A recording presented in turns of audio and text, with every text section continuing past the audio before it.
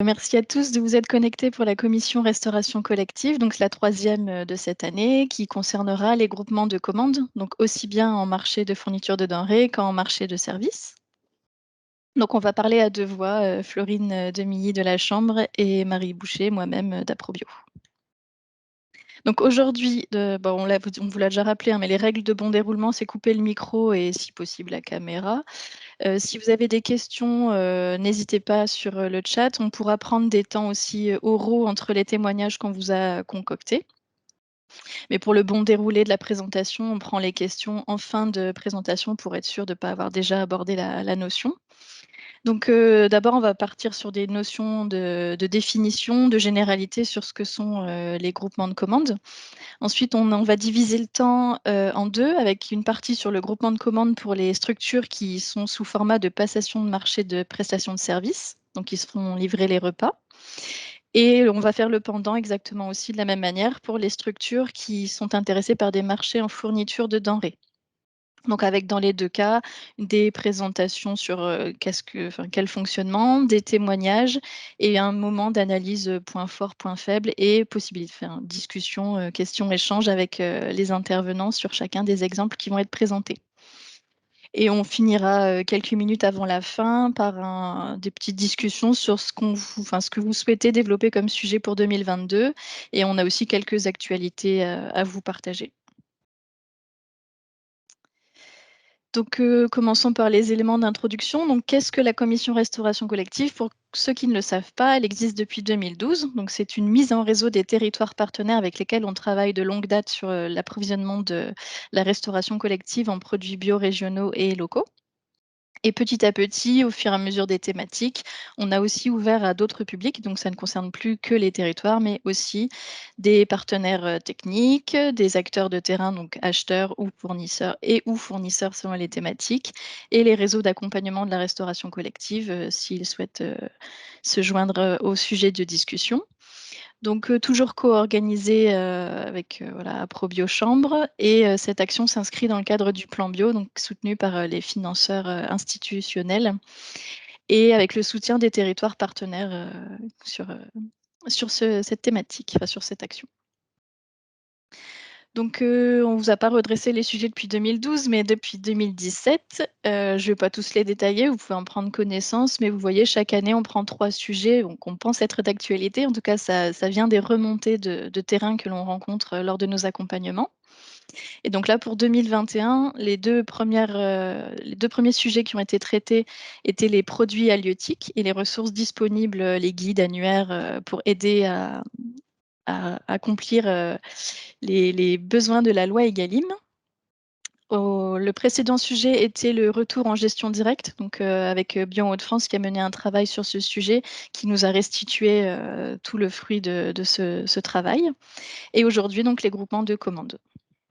L'objectif étant que nous, en amont, on décortique le sujet, on vous apporte des témoignages et qu'après, on en fasse un temps de discussion et d'analyse collective pour aller plus loin et faire naître des idées de nouveaux projets en région.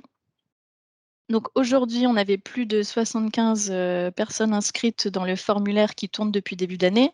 Donc on sait bien qu'on ne sera sûrement pas ce nombre-là aujourd'hui, étant donné les désengagements faciles des réunions en visio. On verra du coup à la fin combien de structures euh, ont réellement participé, sachant que les autres ont demandé le compte-rendu à minima pour s'informer sur la thématique. Au niveau de la répartition en région, je vous laisse voir du coup la répartition. On a un petit peu de tous les départements, des acteurs qui sont essentiellement d'échelle complètement régionale et quelques partenaires en dehors des Hauts-de-France. Donc, par exemple, la Belgique ou d'autres régions, d'autres interbios en région qui peuvent s'inscrire aux commissions Restoco pour faire de l'échange de pratiques aussi en dehors de la région. Au niveau des types de structures, donc la moitié des inscrits étaient les territoires ou les institutions, donc régions, départements, intercommunalités, PNR, pays, comité d'agglomération, etc. Des acheteurs, donc de communes ou d'établissements, pour un quart. Un petit quart aussi de partenaires techniques, donc ce sont les associations, les réseaux, il y a des enseignants en recherche, ça peut être un peu tout type de public qui gravite autour du sujet. Quelques fournisseurs, alors c'était pas l'invitation n'était pas à destination d'eux pour ce sujet-là, mais ils sont les bienvenus s'ils veulent venir et organisateurs intervenants évidemment. On est quelques-uns pour vous, animer cette réunion aujourd'hui. Donc petit rappel sur les types de gestion. Alors du coup, on considère, qu'il y a 3 types de structuration. Donc les structures qui sont en gestion directe où le processus de restauration, donc la cuisine, est réalisé à l'échelle de la structure, qui donc rédige un marché public pour chercher des fournisseurs. Le deuxième cas de figure, ce sont les structures en gestion concédée, qui, elles, font un marché public pour retenir un prestataire, donc une société de restauration ou un traiteur qui, lui, dispose de la cuisine et, par un marché privé, cherche des fournisseurs. Et enfin, il y a un troisième cas de figure qui sont les structures en gestion partielle. Globalement, ce sont des cas particuliers, soit la cuisine est sur place et ceux qui enfin, le personnel de cuisine dépend du prestataire qui réalise les achats, les menus, ou alors, ça peut être vraiment, différents cas, juste les achats qui sont délégués, mais le personnel qui reste municipal si on parle d'une commune.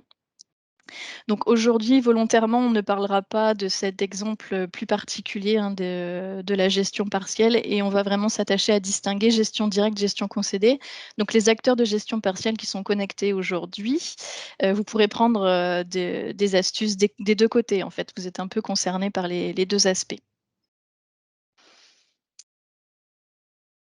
Voilà, Florine, du coup, si tu peux nous dire quelques mots sur les chiffres, Donc effectivement, selon le type de restauration, on va avoir des grandes tendances de type de gestion, comme l'a expliqué Marie juste avant. Donc notamment pour les restaurations qui sont sous la compétence des communes. Donc c'est typiquement les centres de loisirs, les restaurations scolaires du premier degré. Et également tout ce qui va être portage de repas à domicile. Donc, on a une spécialité en Hauts-de-France, c'est qu'on a principalement des gestions qui sont en direct pour les communes. Et donc, trois quarts en fait de ces communes sont en gestion concédée, pardon, je me suis trompée, en gestion concédée. Et le nombre de repas donc, correspond à 2 tiers de ces repas qui sont du coup euh, mis en place par en fait des prestataires, que ce soit société de restauration, traiteurs ou des restaurants. Par contre, au niveau des collèges et lycées, enfin des établissements scolaires plutôt du second degré, donc ça va être majoritairement un type de gestion qui est direct, donc géré par l'établissement lui-même. Et pour tous les autres types de restauration, donc médico-sociaux, hôpitaux, les restaurants d'entreprise, etc., on a vraiment de grosses disparités et pas de tendances qui vont se dégager. Donc, pour faire un rappel aussi très rapide donc, sur le contexte des politiques publiques de la restauration collective. Donc, comme vous le savez, en fait, les restaurations collectives sont vraiment le centre, enfin, au centre de politiques publiques, donc notamment la loi Egalim qui fait beaucoup parler d'elle ces derniers temps. Donc, avec des obligations sur l'approvisionnement des denrées alimentaires, donc avec l'approvisionnement de 50% de produits durables et de qualité, par exemple, des actions qui doivent être mises en place pour limiter le gaspillage alimentaire et aussi l'expérimentation sur le menu végétarien qui doit être mis en place une fois par semaine. Donc actuellement, cette loi Egalim est complétée par la loi Climat et Résilience qui est sortie cet été.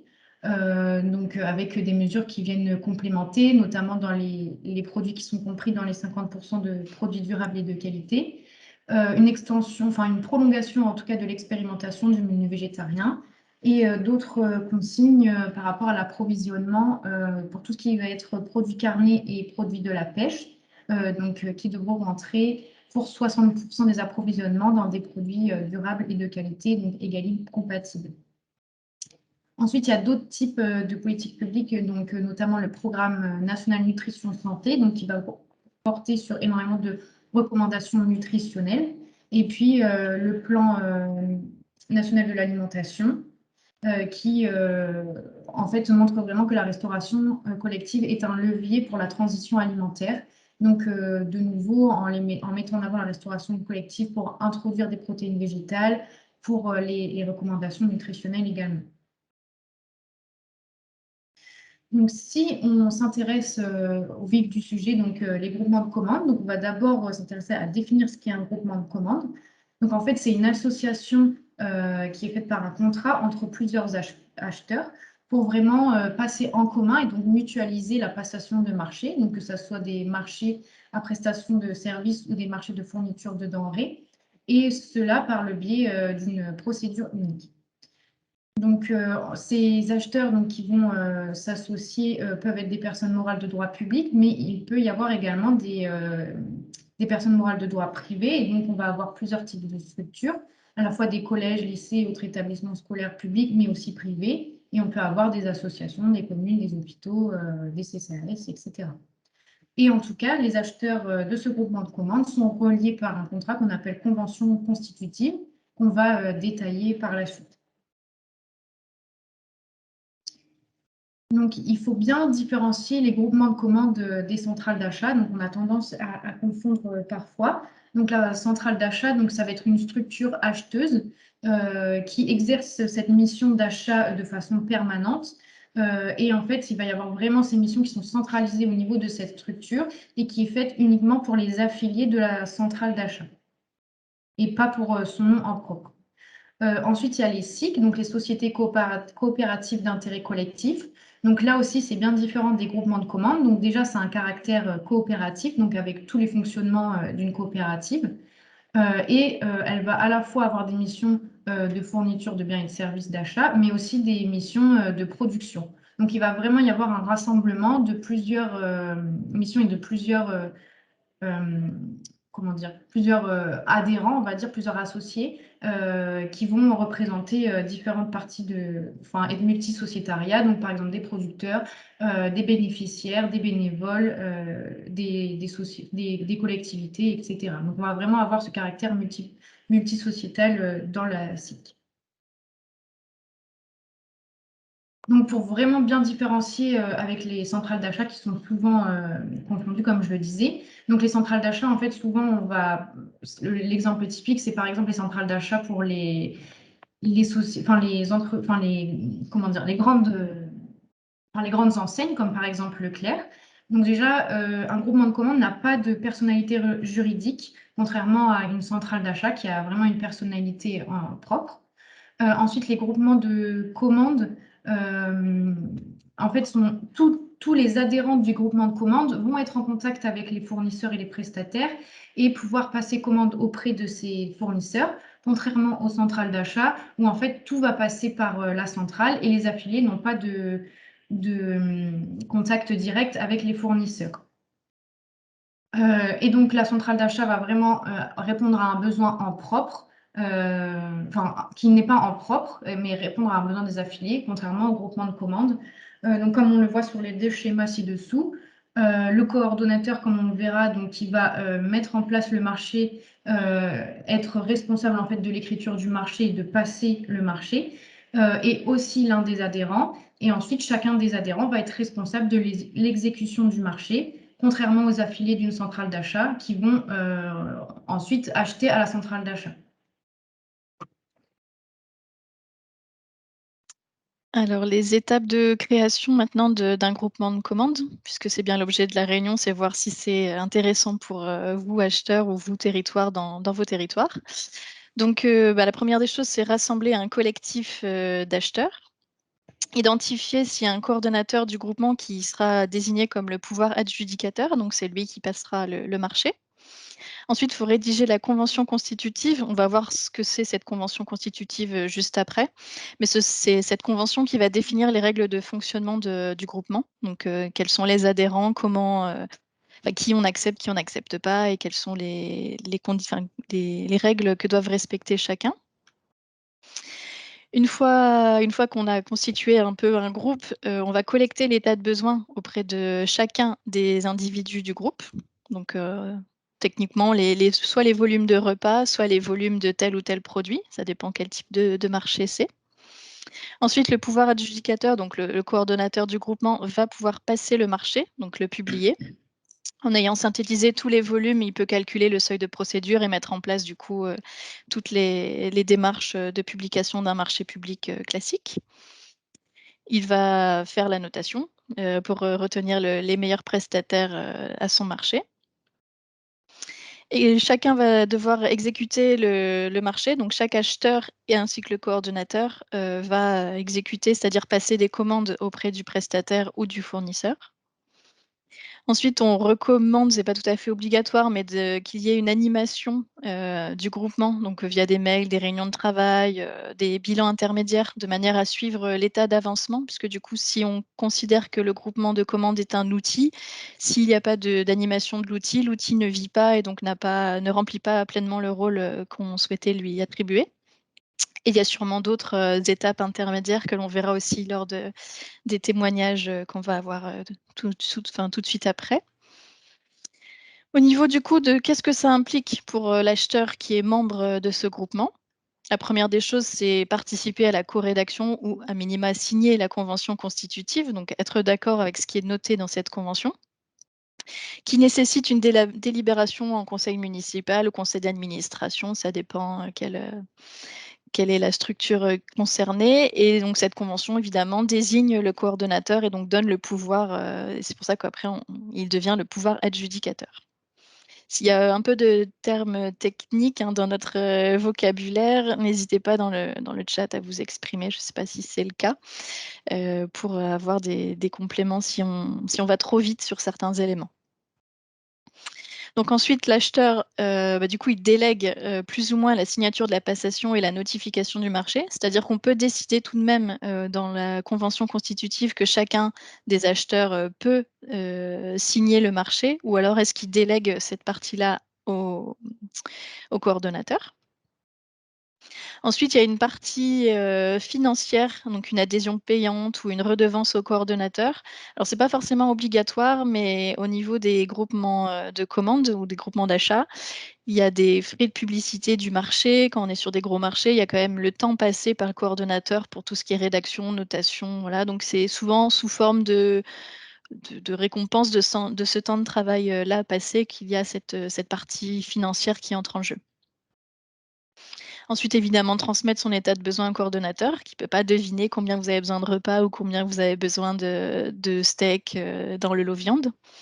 Donc, avoir une analyse. Alors, sachant que quand vous adhérez à ce type de groupement, vous devez établir un besoin sincère et honnête sur la durée du marché concerné. C'est-à-dire que vous ne pouvez pas adhérer à tous les groupements et mettre des volumes minimaux dans chacun des groupements. Il faut que ce besoin soit complet dans le groupement sur lequel vous adhérez. Donc, typiquement, vous devez estimer combien vous avez besoin de sauté de bœuf annuellement et exprimer ce besoin sincère dans un groupement de denrées. Ou si c'est un groupement pour les repas, combien de repas vous avez besoin au quotidien. Exécuter le marché, c'est vous qui allez tout de même, en tant qu'acheteur, exécuter le marché. Donc une fois qu'on vous dit quels sont les prestataires attribués, vous devez établir sous forme de bon de commande les besoins que vous avez ponctuellement ou de manière récurrente auprès de ces fournisseurs-là. Et participer au suivi, au bilan du marché, puisque du coup, il y a des engagements minimaux qui sont transmis dans l'état de besoin. L'objectif étant de remplir ces engagements pour que les fournisseurs puissent, eux, répondre en fait sur les engagements qui sont préparés dans l'état de besoin. Et donc, il est nécessaire de se rapprocher au plus proche de cet état de besoin initial pour que le fournisseur puisse avoir le contrat, pour que le contrat soit bien réalisé. Voilà, sachant que ce sont des minimums, ils peuvent être dépassés, mais au moins les engagements minimums, c'est important pour que les fournisseurs s'engagent sur des prix en fonction de ce minimum établi. Et donc, voilà, de participer au suivi, ça permet de savoir où on en est chacune des structures par rapport à l'engagement initial. Donc au niveau de la convention constitutive, du groupement, donc qu'est-ce que c'est que cette convention? Qu'est-ce qu'il y a dedans? Il y a beaucoup d'exemples, en tout cas nous on en a en préparant la réunion, on en a collecté, déjà quelques-uns, donc on pourra vous donner des trames, si besoin.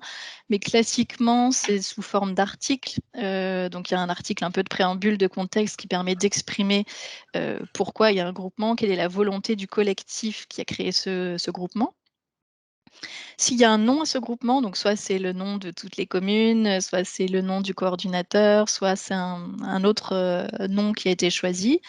Et l'objet du marché, du coup, est-ce que c'est de la fourniture de denrées? Est-ce que c'est de la livraison de repas? Voilà, détailler un petit peu ce que c'est le contenu, général du marché, sans entrer dans le détail. Sachant que l'objet du marché, un groupement peut servir pour plusieurs marchés, hein. Donc, ça peut être un groupement pour les denrées plus, je ne sais pas, le matériel papier. Donc, ça peut être un groupement qui ne sert pas uniquement aux achats qui relèvent de l'alimentaire.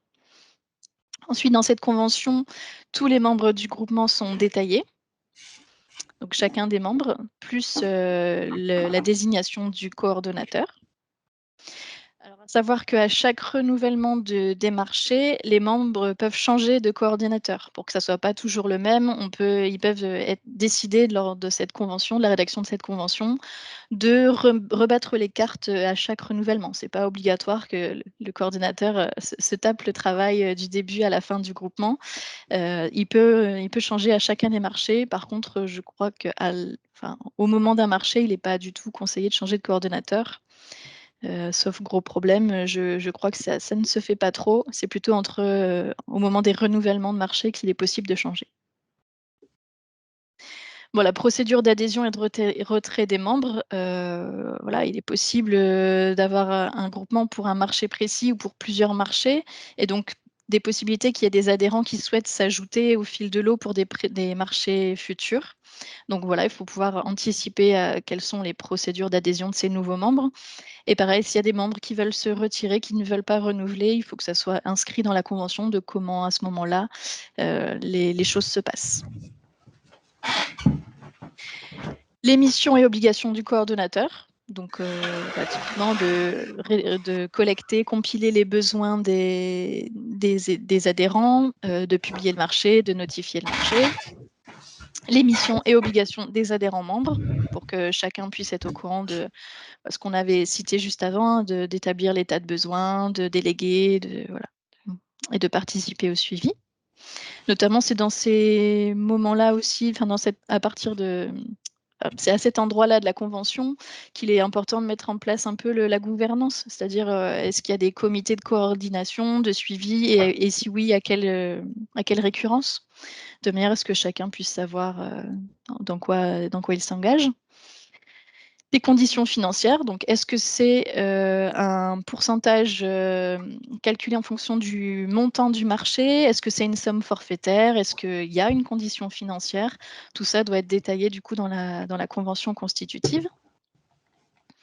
La durée d'application de la convention, alors elle peut être de durée limitée si c'est un marché bien précis, mais le groupement peut aussi être non limité dans le temps, être permanent, puisque comme on l'a vu, il peut répondre à plusieurs types de marchés, enfin, il peut publier plusieurs types de marchés, donc il n'y a pas forcément besoin d'avoir une date de fin au groupement. Les conditions de modification de la convention, s'il y a toutefois des articles qui n'ont pas été prévus, comment on peut, par voie d'avenant, ajouter des éléments dans la convention. Et comme tout bon contrat, il faut prévoir le pire, donc il faut prévoir les litiges. Comment ça se passe en cas de désaccord ou de litige? Voilà, il faut que ça, pareil, qu'il y ait un petit paragraphe sur le sujet pour éviter les mauvaises surprises en cours de marché. On en a fini pour un peu les généralités sur le groupement de commandes. Là, on va passer sur les exemples plus précis. Est-ce que dans le chat, il y a des questions relatives un peu à ces définitions pour le moment? On a quelques minutes, si vous voulez, pour prendre des points à éclaircir, tout simplement. Alors, Marine, il n'y a pas de questions dans le chat. Par contre, il y avait une remarque de Clovis Sabot disant que maintenant, dans les marchés, donc effectivement, il y avait le minimum, mais il était interdit aussi de ne pas avoir de maximum aujourd'hui pour faire son état de besoin.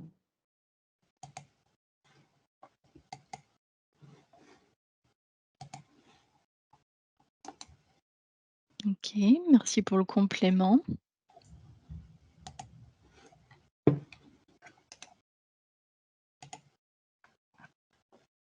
Eh bien, si c'est bon pour vous, on continue. Ça nous laissera plus de temps pour les témoignages. Alors, concernant du coup le premier focus que l'on va faire sur les marchés de prestations de services. Donc voilà, la petite camionnette, c'est les repas déjà préparés et qui sont livrés aux structures acheteuses. Ce qu'on appelle, nous, les gestions concédées aux prestataires de restauration. Donc un seul, marché public publié pour X structures, donc selon le nombre d'adhérents. Donc plusieurs cas de figure pour le pouvoir adjudicateur. Soit c'est une structure, qui est elle-même acheteuse, qui est coordinatrice mandatée par le groupement. Ça peut être également un EPCI, une intercommunalité acheteuse pour elle-même, plus X communes acheteuses, signataires. Et donc, se pose la question, est-ce que le coordinateur doit forcément être une structure acheteuse membre? Et donc non, nous avons trouvé dans la littérature, alors on n'a pas d'exemple, sur ce cas-là, mais, on a trouvé dans la littérature qu'il était désormais possible de mettre en place un groupement, même si le coordinateur ne dispose pas de la compétence dans le domaine concerné par l'achat, en question. Donc là, il y a un exemple, qui relève pas d'alimentaire, mais si 14 communes d'une intercommunalité souhaiteraient confier l'achat de signalétique routière pour des routes qui sont pourtant de compétence communale, c'est donc possible. Donc, à ce titre, on vous a préparé 2 types de témoignages, un qui est hors région et l'autre qui est, dans la région, dans le pays solemois. Du coup, est-ce que l'intervenant, le témoignage de Saumur est connecté? Oui, Oui, tout à fait, bonjour. monsieur Le Goff. Bonjour monsieur. Bonjour, monsieur Le Goff. Alors, est-ce que vous m'entendez bien? Très bien. Oui, on vous entend bien. Bon, super. Eh bien, voilà, oui, effectivement. Donc, moi, monsieur Le Goff, je travaille à Saumur, la communauté d'agglomération de Saumur Val-de-Loire, au service commande publique. Et ce service est mutualisé entre l'agglo et la ville de Saumur, ainsi que le CCAS. Et pour la ville de Saumur, nous avons lancé depuis de nombreuses années maintenant un groupement de commandes pour la restauration collective. Donc, on a fait un bon groupement en 2012, mais j'ai même fait des recherches et j'ai vu que ça avait même démarré un petit peu avant avec 3 ou 4 communes. Là, ça avait été fait par ma collègue à l'époque, voilà. Donc, un gros groupement de commandes de plusieurs collectivités, des communes, le CCAS de la ville de Saumur, une entité, de groupe, un OGEC, un organisme de gestion des écoles, catholiques, un centre social et un SEC, un regroupement pédagogique et enfin une association familiale et rurale.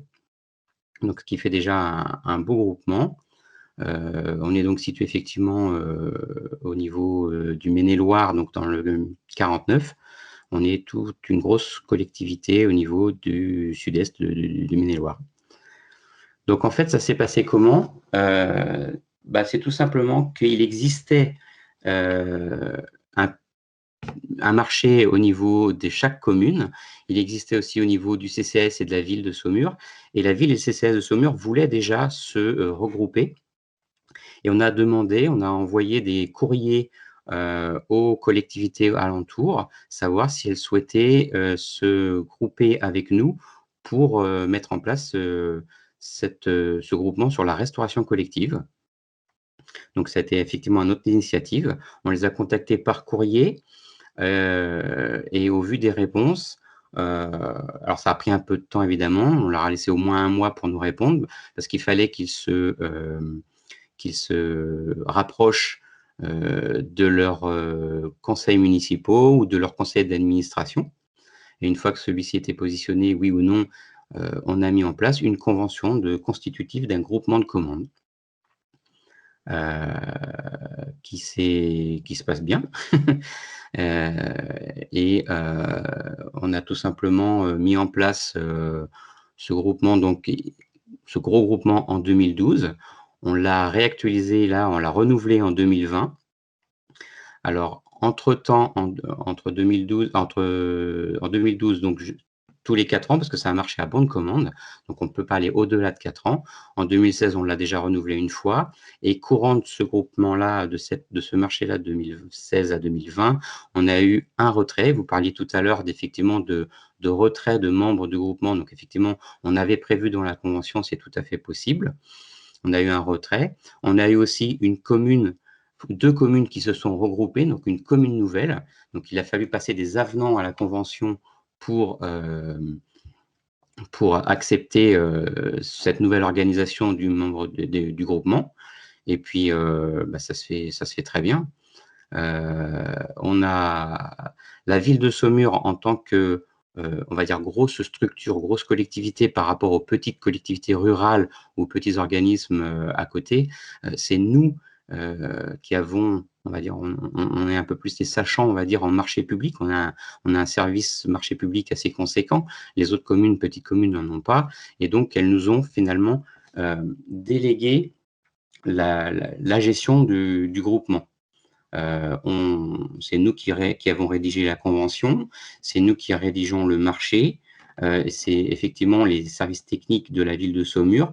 Alors, 2 personnes au niveau des services de la ville de Saumur, une personne au niveau de la ville et donc plus proche au niveau du service éducation avec les cantines et tout, et un autre au niveau du CCS, personnes âgées. Parce que dans notre marché, on n'est pas que sur le côté scolaire ou petite enfance, on est aussi avec les personnes âgées. Et donc, tout simplement, voilà, ce sont eux qui ont fait l'analyse des offres et c'est la ville de Saumur en tant que coordinateur du groupement qui a fait l'analyse et qui a attribué, enfin, c'est la CAO de la collectivité de Saumur qui a attribué le marché et qui a notifié le marché. Donc, ça a été validé, on a quand même validé l'attribution du marché, fait valider l'attribution du marché par tous les membres du groupement. C'était à leur disposition et ça nous a permis une fois qu'on avait leur aval, nous, de signer le marché et on leur a donné effectivement ensuite le marché signé, donc ils l'avaient et ils pouvaient gérer chacun selon leurs besoins le marché. Alors l'avantage, effectivement, pour les petites collectivités, c'est le fait d'une procédure assez importante, une procédure lourde de marché formalisé. C'était géré par des services qui connaissaient les procédures de marché. Ça permet aussi, ce groupement permet, dans l'exécution aux collectivités importantes, la ville de Saumur, le CCAS et puis 2 ou 3 autres collectivités, de tirer peut-être les prix vers le bas. Peut-être que pour les plus petites collectivités, c'est peut-être moins flagrant, mais bon. Et aussi, surtout, une collectivité qui n'a pas les moyens humains ou les compétences juridiques pour ce type de groupement, elles sont vraiment tout laissées à nous, cette gestion. Alors justement, je me permets, il y a une question de Clovis Sabot qui demande, donc là vous en avez parlé un petit peu, si les tarifs obtenus par ce groupement étaient plus intéressants pour vous, ville de Saumur, qui est plus importante, ou si c'était plus intéressant et intéressant pour les petites communes aussi. Alors, votre analyse là-dessus. Alors effectivement, pour nous, il semble que ce soit plus intéressant parce que ça fait quand même la 3e fois qu'on relance ce gros groupement et je pense aussi que c'est aussi intéressant, mine de rien, pour les petites communes puisque elles sont toutes reparties en 2016 et en 2020, elles sont toutes reparties avec nous, à part une, mais celle qui est partie en 2017 ou 2018 de mémoire, c'est une commune nouvelle qui s'était créée et qui avait délégué de son côté la gestion de ses cantines et de son centre aéré à une association. Et c'est l'association qui a souhaité quitter le groupement. Pourquoi? Peut-être que c'est une association spécialisée, elle avait peut-être d'autres possibilités différentes, mais en tout cas, dans la majorité, tout le monde est reparti et ça se place plutôt bien. Donc je pense effectivement que c'est intéressant, d'autant que on a été contacté par une autre collectivité alors que la convention et le groupement étaient déjà faits et on ne pouvait pas revenir en arrière. Vous disiez tout à l'heure qu'on peut adhérer, mais ça dépend de ce qu'on a mis dans la convention. On ne pouvait pas revenir en arrière. C'est beaucoup plus compliqué par rapport au pourcentage à la part de chacun dans le groupement. Donc, il va falloir qu'ils attendent la fin du prochain groupement pour pouvoir entrer dans notre groupement. Mais c'est une petite collectivité, effectivement, donc je pense qu'il y a cet intérêt et financier dans le coût, dans le prix des repas, mais aussi peut-être, il y a quand même 2 coûts et dans l'exécution avec le prix des repas, mais aussi dans toute la procédure qui a un coût quand même et humain et autres, là-dessus. Et sinon, donc la ville de Saumur, en tant que coordinateur de groupement, effectivement, gère tout ce qui concerne et cette convention et les avenants à la convention ou les avenants au marché. Quand on a, un retrait, par exemple, on a eu un retrait d'une collectivité dans le marché précédent, il a fallu faire un avenant à la convention, soit, mais aussi au marché pour préciser à notre prestataire qu'il n'avait plus à faire de livraison sur cette, commune-là. Voilà. Pour le reste, les, les commandes de marché sont gérées par chaque, collectivité membre du groupement. À mon niveau, je ne gère absolument pas du tout ce suivi-là. Donc quand il y a j'ai eu quelques interpellations de membres du groupement, en disant: «J'ai un petit souci, sur, la fraîcheur des produits, j'ai un petit souci sur, le manque de repas par rapport à ce qu'on avait commandé». Là, c'est pas de notre ressort. Nous, effectivement, en tant que coordonnateur du groupement et au niveau du service commande publique, on ne gère pas du tout cette partie-là et on n'interviendrait qu'en cas de problème véritablement juridique, administratif dans le cadre du marché ou de la convention. Après, quand on a relancé, quand on lance ce type de groupement, l'avantage effectivement, c'est que le prestataire aura, hormis dans le cadre de l'exécution où il est en lien avec chacun des collectivités, mais lors de la procédure marché, il n'est en lien qu'avec une seule personne, avec un seul correspondant technique. Donc c'est quand même avantageux pour lui et peut-être aussi pour nous certainement. Alors, il y a également d'autres questions. Donc déjà, une question sur est-ce que le prestataire était le même lors de la relance du marché, donc en 2012, en 2016 et en 2020.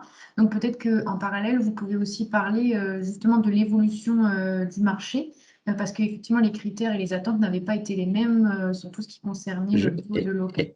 Ouais, tout à fait, effectivement. Alors, il s'avère effectivement que le prestataire est le même, mais ça aurait pu ne pas être le même. Heu, les critères ont fait que quand on a relancé là en 2020, heu, la 1re, je vais dire la première relance en 2020 a été infructueuse.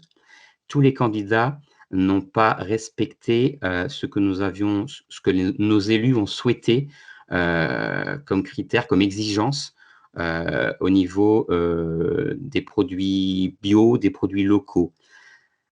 En y regardant de plus près, ils se sont rendus compte qu'ils avaient peut-être été effectivement un petit peu ambitieux. Donc on a revu à la baisse par rapport aux obligations de la loi Egalim, aux obligations du local. On a un petit peu, augmenté, la distance dans lequel on entendait, nous, ce qui était local. On est remonté à 200 kilomètres autour du lieu de consommation, donc du secteur saumurois. On était un petit peu plus restreint au départ, mais il faut faire attention à ça entre ceux qui peuvent produire, tous les maraîchers du coin ou autres, sur le qui, ou près de qui, notre prestataire peut se fournir. Donc effectivement, on a eu un infructueux. Il y en avait un qui était peut-être un peu plus proche et c'était pas le prestataire que nous avions jusqu'à présent, mais il y avait d'autres choses qui fait qu'il était pas bon. Donc on a déclaré infructueux. On a fait une petite prolongation, heu, du marché existant, qui se terminait au 31 décembre 2000, au 31 août 2016. On a fait une petite prolongation de quelques mois pour aller jusqu'au 31 décembre, le temps de pouvoir relancer notre prestation, notre marché et bah, effectivement, il s'avère quand même que c'est le même prestataire qui est retenu. Donc c'est ça, quand vous faites votre groupement et quand vous faites surtout votre cahier des charges, faites très attention à à respecter évidemment la loi, notamment la loi Egalim, mais à vos prétentions, vos ambitions de bio, de local, de viande française ou pas, européenne ou pas, de produits, voilà. Parce qu'effectivement, nous, on avait une décision, une volonté politique assez importante sur tout ce côté biologie, écologie et tout. Et ça a été assez compliqué. On a eu des remarques, plusieurs questions lors de la consultation, beaucoup de questions des candidats. On a eu des remarques quand même lors des remises d'offres. Et nous, techniciens et techniciens techniques au niveau vraiment des repas exécution et au niveau technicien juridique, on va dire, on a bien vu qu'il y avait quelque chose qui n'allait pas. Et c'est pas faute d'avoir prévenu nos élus, mais ils n'en demandaient pas et ils ont bien vu finalement que ça ne passait pas et on a dû relancer. Donc, il y a une autre question à laquelle j'aimerais rajouter une question. Donc, c'est une question sur est-ce qu'il y a des réunions pendant l'exécution du marché entre les adhérents? Et je voudrais rajouter à celle-ci, est-ce qu'il y a eu des réunions en amont pour se mettre d'accord sur la convention et sur le marché? Donc, vous avez dit que la ville de Saumur a géré cette partie, mais voilà, savoir s'il y a eu un petit peu des ententes là-dessus. Et puis, sur l'exécution du marché, comment ça s'est déroulé également avec les différents adhérents? Alors, au tout début, effectivement, en 2012, il y a eu un envoi au questionnaire aux collectivités éventuellement volontaires pour adhérer.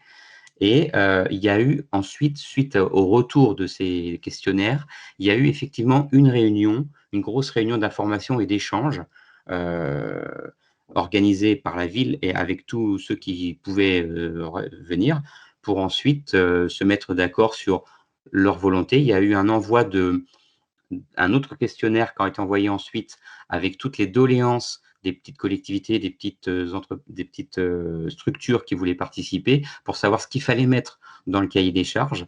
Et ensuite, tout s'est fait beaucoup plus, moins solennellement, plus par des envois, par des écrits. Des envois de courrier ou des mails. C'est beaucoup moins lourd, en fait, à organiser quand on est un groupement là, comme nous de 10. On était 11-12 à l'époque, de 10 adhérents. C'est plus simple. Mais effectivement, une première fois, il vaut mieux. Ensuite, c'est plus facile. Et ça, c'était vraiment en 2012. Hein. Ensuite, ça a été un simple courrier, savoir si les adhérents actuels voulaient repartir. Il y a eu d'autres tentatives d'accroche auprès d'autres collectivités. Personne n'est reparti parce que ça ne correspondait pas à la fin de leur marché ou ils préféraient rester comme ils étaient. Mais plus par courrier, échanges verbaux, oraux ou écrits, effectivement, mais pas de grosses réunions. Quand on a eu ce souci d'ambition trop importante peut-être et de ce souci de relancer le marché et en 2016 et en 2020, c'est effectivement le coordonnateur qui s'est réuni en lui-même, en fait. Donc, les techniciens, les services du CCS qui sont techniciens, nous, juridiques, et les élus du CCAS, de la commande publique et du service éducation, plus le directeur général. Donc, on était un petit groupe, mais on n'a pas on n'a pas fait venir les autres membres, un représentant des autres membres du groupement. Effectivement, ça aurait pu peut-être se faire, mais ça aurait été très lourd, beaucoup plus lourd à gérer dans le temps qui nous était imparti. Et effectivement, on le voit, quand on a relancé les marchés, franchement, les petites collectivités, les petites entités, pas que collectivités, parce qu'on a un OGEC et un centre socioculturel, mais les petites entités, franchement, nous laissent la main. Ils savent qu'on a l'habitude de travailler là-dessus. La chose qu'ils ont pu voir, c'est lecture, relecture de la convention, remontée de leurs besoins, relecture donc du document du DCE, du dossier de consultation des entreprises, validation du rapport d'analyse. On leur a laissé ce rapport et tout. Et donc ensuite, c'est même la commission d'appel d'offres de la ville de Saumur qui a attribué les marchés. sachant que c'était prévu dans la convention. Donc, il y a une remarque de Petite Bouteille qui dit qu'elle témoigne d'un cas où le tarif a été moins intéressant pour une petite commune qui a rejoint un groupement, parce qu'en fait, le groupement était plus exigeant au niveau des critères pour le marché, donc des tarifs moins intéressants. Et puis, le cas d'une autre petite commune qui avait des exigences qui étaient beaucoup plus importantes que le groupement, et donc qui a dû, dans ce cas-là, s'aligner aux exigences du groupement. Donc, c'est vrai que là, on voit peut-être l'importance d'échanger avant sur quelles sont les exigences et quels compromis sont faits ou non. C'est tout à fait ça, effectivement, lors des échanges qu'on a quand on relance le groupement ou lors des échanges qu'il y a pu y avoir, j'étais pas là à l'époque, au tout début, c'est là qu'il faut mettre en place, positionner toutes les exigences qu'on avait. Quand on a relancé là, effectivement, en septembre, enfin en juin, mais pour septembre 2020, nos élus Ville de Saumur avaient mis la barre peut-être pour certains points relativement haut, mais effectivement, les membres du groupement autres avaient vu le cahier des charges et n'avaient pas relevé, ça ne les avait pas plus embêtés. Finalement, ça a été infructueux, on a revu un petit peu à la baisse, et ils ont accepté à nouveau le cahier des charges comme ça. En fait, ils nous ont vraiment laissé les mains libres pour gérer la consultation, la mise en place de tout ça. Mais effectivement, il faut se mettre d'accord au démarrage. C'est une condition sine qua non d'un groupement de commandes, une obligation. Et donc, le cahier des charges actuel, c'est 50% de local avec 200 km quand on considère local et 40% de bio. C'est ça. C'est ça. Ce qui reste pour nous, déjà, beaucoup de communes sont inférieures à ces 40%, donc ce serait Bah, chouette. en fait, voilà. En fait, on était un tout petit peu plus au niveau du bio et le local était un peu plus restreint. Ce qu'on avait de mémoire, la loi Egalim, je crois qu'elle pose 30% de produits bio ou 20, je ne sais plus exactement, je ne suis pas spécialiste de la restauration collective en tant que telle procédure, mais voilà, pas. Et donc, on a été un petit peu au-dessus, quand même, par rapport à ce qui est la réglementation ou la légalité. Mais là, c'est passé cette fois-ci, parce Oui, qu'on ça avait, reste des beaux au vu, résultats, c'est ça que je voulais voilà, souligner. au vu des retours qu'on a eu des offres initiales lors de la précédente consultation, il n'y avait pas la loi Egalim, lors de la consultation qu'on a dû déclarer infructueux, on a vu leurs possibilités aussi à tous les candidats. Et quelque part, ça nous a fait une sorte de sourcing, parce qu'on a vu ce qu'ils étaient capables de faire. On s'est basé, on s'est amélioré là-dessus et on a proposé, nous, enfin, le groupement, nous, a posé une barre un tout petit peu au-dessus de la loi Egalim. Et finalement, on a vu qu'on savait que les candidats pouvaient le faire. Et effectivement, ils l'ont fait. Et vous savez, dans la part de bio, combien il y a de local, de bio local? Faudrait que j'aille voir dans le marché. J'ai pas ça du tout en tête pour le Non, c'est coup. pas grave. Ouais, non. Mais c'est une préoccupation aussi que le bio soit local. Alors, on a dans le Saumurois, effectivement, on a beaucoup de vergers, on a des maraîchers. Donc, notre prestataire, il sait certainement, j'ai pas le détail, moi, parce que c'est lui qui s'arrange tout seul de toute façon. Mais on a des producteurs autour de chez nous. C'est ce qu'on a regardé aussi pour pouvoir faire du bio et du local. Et certainement, il s'est rapproché de eux et il travaille comme ça. Donc, il y a une question également de William Bory qui demande comment vous avez pu exiger du local dans le marché. Alors, a priori, une première partie de réponse, c'est parce que c'est un marché de prestation de services. Donc, dans ces cas-là, on peut exiger du local puisque tous les prestataires, en fait, peuvent remplir des conditions de local puisque on ne demande pas la localisation du prestataire, mais bien Oui, parce que c'est du interdit, fournisseur. effectivement, logiquement, de tout à fait. Oui, oui. Mais je vous laisse voilà, répondre avec votre expérience à cette question. Alors, c'est délicat effectivement, de positionner, d'obliger du local. Nous, en fait, on a réussi, alors je vais vous dire ça, la façon dont on a fait tourner ça, c'est au niveau de nos critères, effectivement, qu'on a positionné ça. Mais le fait que l'on soit… c'est local, mais quand on dit 200 km, c'est relativement large et on n'a pas été sur tous les produits, c'est pas possible. On est sur 50% de produits locaux, avec un 200 km maximum entre le lieu d'achat et le lieu de consommation, donc à Saumur. Et on a réussi. Le contrôle légalité nous a pas posé nous a pas posé du tout de soucis là-dessus, effectivement, mais on n'est pas en obligation, enfin, on est en obligation, si, c'est pas bien ce que je dis. Je pourrais pas vous dire comment ça s'est passé exactement, mais le fait d'être en prestation de service pour de la restauration collective, il me semble que réglementairement, effectivement, on est peut-être sur la limite, mais on a ces possibilités-là et ces autorisations-là, du fait peut-être de la loi Egalim d'ailleurs. Non, mais tout à fait, on a déjà fait lors d'une précédente commission restauration collective, fait valider ça par les avocats.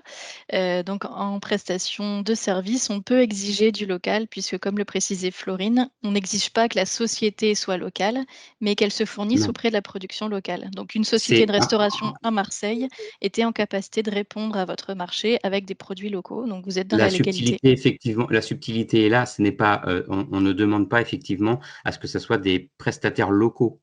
Mmh, D'ailleurs, notre prestataire n'est pas local mmh. non plus. Il est pas très loin, mais il est pas local. Tout à fait. OK. Merci Alors peut-être beaucoup. une Il y a encore des dernière question questions? Oui. avant de passer à la suite, puisqu'effectivement, il faut qu'on puisse aborder tous les points. Donc, qui est une question, c'est donc, avez-vous prévu un plan de progrès en cours de marché qui permettrait d'atteindre progressivement les objectifs initiaux du marché qui avait fini infructueux? J'ai pas tout bien entendu. Je suis désolé. Alors, en fait, la question est de savoir s'il y a un plan de progrès qui Un plan est de établi dans progression le marché. Oui, dans tout le à fait, pour les produits bio, locaux et autres, si on pouvait augmenter, c'est ça? oui, c'est ça, pour atteindre les objectifs qui avaient été demandés dans le marché au départ infructueux. Non, effectivement, on n'était pas parti là-dessus. On était vraiment, sur, des fixes, enfin fixes et encore pas tout à fait parce que c'est des minima qu'on demandait. Les produits locaux, c'est à minima 50%, les produits bio, c'est à minima 40%. On a aussi 50% à minima d'agriculture durable ou raisonnée et on avait 80% de production française, dont 100% de viande française. Mais, on n'a pas d'évolution, enfin, il y a de l'évolution possible. À partir du moment où on est à minima, on laisse c'est pas moi qui ai étudié techniquement les offres des candidats. Il y a peut-être effectivement quand même une marge de progression. C'est peut-être dans notre CCTP, je l'ai pas du tout, je le connais pas par cœur. Il y a, on aurait pu effectivement, on pourrait faire cette marge de progression. Il n'empêche que dans le suivi du marché, les membres du groupement, que ça soit le coordonnateur, habituellement c'est plutôt lui, peuvent aller sur place pour vérifier par contre comment se passent les préparations.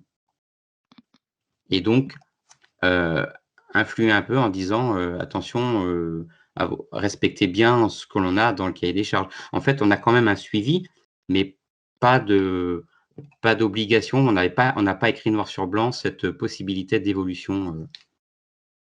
Non, mais je comprends cette question parce que c'est des choses que l'on pratique, nous, en région Hauts-de-France, en fait. En tout cas, à Probio, quand on rédige les marchés, ça fait partie un peu des «négociations» entre guillemets avec les sociétés de restauration. C'est pour éviter de les mettre en difficulté avec des pourcentages de bio, tout de suite très forts. On établit des progressivités année par année pour monter 15, 20, 25, 30, voilà. C'est une très bonne idée. C'est une très bonne idée. Je vais la retenir pour la prochaine fois. Voilà. Merci en tout cas, Monsieur Le Goff. Je vous en prie. Donc, je ne sais pas si je peux partager votre adresse mail, par exemple, si on a des questions de la part des personnes présentes ici, si elles souhaitent en savoir plus ou échanger avec vous. Il y a pas de souci et si de toute façon j'ai pas les réponses et ben, moi je transmettrai à qui de droit chez nous au niveau des techniciens, pas de problème. Pas de problème. D'accord. D'accord. Merci beaucoup en tout cas pour ce témoignage. Je pense qu'il a permis d'avoir une première vision très concrète d'un groupement de commandes. Et merci d'avoir participé, d'avoir échangé Je avec vous moi en en prie. amont et d'avoir répondu à cette commission. Et J'espère puis je... avoir été, c'est moi qui vous remercie, j'espère avoir été clair. Et puis effectivement, n'hésitez pas s'il y a des questions autres, je me ferai part de partager ou de répondre autant que je faire se peut. Il n'y a pas de problème. Oui, vous avez été très clair en tout cas. Je pense que tout le monde a trouvé ça clair parce qu'il n'y a pas eu de questions de compréhension, mais plutôt des questions de précision. Donc merci beaucoup. Puis Merci je à passe vous. la parole à Marie. Merci. Au revoir. Au revoir. Au revoir. Oui, donc là, on a eu un exemple d'une structure acheteuse qui a fait coordonnateur pour les autres structures. On voulait essayer de montrer un exemple aussi où c'était une interco qui portait la coordination du marché, alors du groupement, donc qui est quand même elle-même acheteuse pour ses centres de loisirs. Hein, donc c'est la communauté de communes du Pays Solemois, donc en région. Donc Diane Bigot, qui est donc chargée de mission au la communauté de communes. Si tu peux du coup présenter la création du groupement, dans quel esprit ça s'est créé et quelles ont été les étapes de construction et le déroulé, comment ça se passe, et puis un peu les points forts, les points faibles et les conseils que tu peux apporter à ceux qui sont présents aujourd'hui, s'il te plaît. Alors, je vais déjà présenter rapidement le territoire. Donc, on est 15 communes, donc 10 communes qui possèdent une école et 9 qui adhèrent au groupement de commandes, en sachant qu'une des communes travaille déjà en direct avec la maison familiale rurale sur son territoire. On distribue environ 650 repas par jour, avec ce chiffre qui s'ajoute les LSH, donc les centres de loisirs, que la CCPS gérait déjà auparavant. Donc en fait, ce qui s'est passé, c'est qu'on a eu en quelque sorte la légitimité d'intervenir parce qu'on était déjà sur les centres de loisirs, ce qui a fait qu'on a pu devenir coordonnateur de ce groupement de commandes. Il faut savoir que donc, toutes les communes étaient en gestion concédée, avec le même prestataire, mais avec des tarifs différents. Et du coup, on s'est dit, ben, pourquoi pas se rassembler et mutualiser pour actionner une sorte de levier d'échelle pour permettre d'optimiser les prix en améliorant la qualité. Donc il y a aussi quelque chose à savoir, c'est que nous, on gère les avenants, les marchés, etc. Mais les communes gardent la compétence de la restauration collective. Donc ce sont elles qui passent en fait les commandes à chaque fois en fait. Nous, on n'intervient pas là-dedans. Donc au niveau du contexte, au départ, c'était vraiment une volonté politique, donc comme je le disais déjà, de mutualiser pour agir sur les coûts, mais aussi avec des objectifs assez précis, qui étaient déjà donc augmenter la qualité en restauration scolaire. L'idée aussi, c'était d'avoir en fait un repas 100% bio, un repas 100% végétarien, un repas 100% local et un repas conventionnel. Donc ce qui était un peu différent enfin complètement différent de ce qu'on avait auparavant. Et c'était aussi pour une question de lisibilité en fait par rapport aux élèves, aux parents d'élèves, pour vraiment montrer la démarche et voilà, avoir plus de lisibilité sur le menu. On avait aussi comme volonté de répondre aux enjeux de la loi Egalim, voire de les dépasser. Voilà, donc chose qu'on n'a pas forcément réussi à faire là pour le moment, en sachant qu'on est actuellement environ 35 à 40%, 35% pardon, de bio. Mais par contre, au niveau de produits de qualité, on est à 3%. Donc ce sera vraiment l'enjeu en fait là des prochains mois, ce sera d'augmenter les produits de qualité. Et ensuite, on voulait aussi participer à la structuration de filières sur le territoire, en sachant que pour le moment, il y a assez peu de choses qui sont effectives sur le territoire à ce niveau-là. Donc c'était aussi un des enjeux.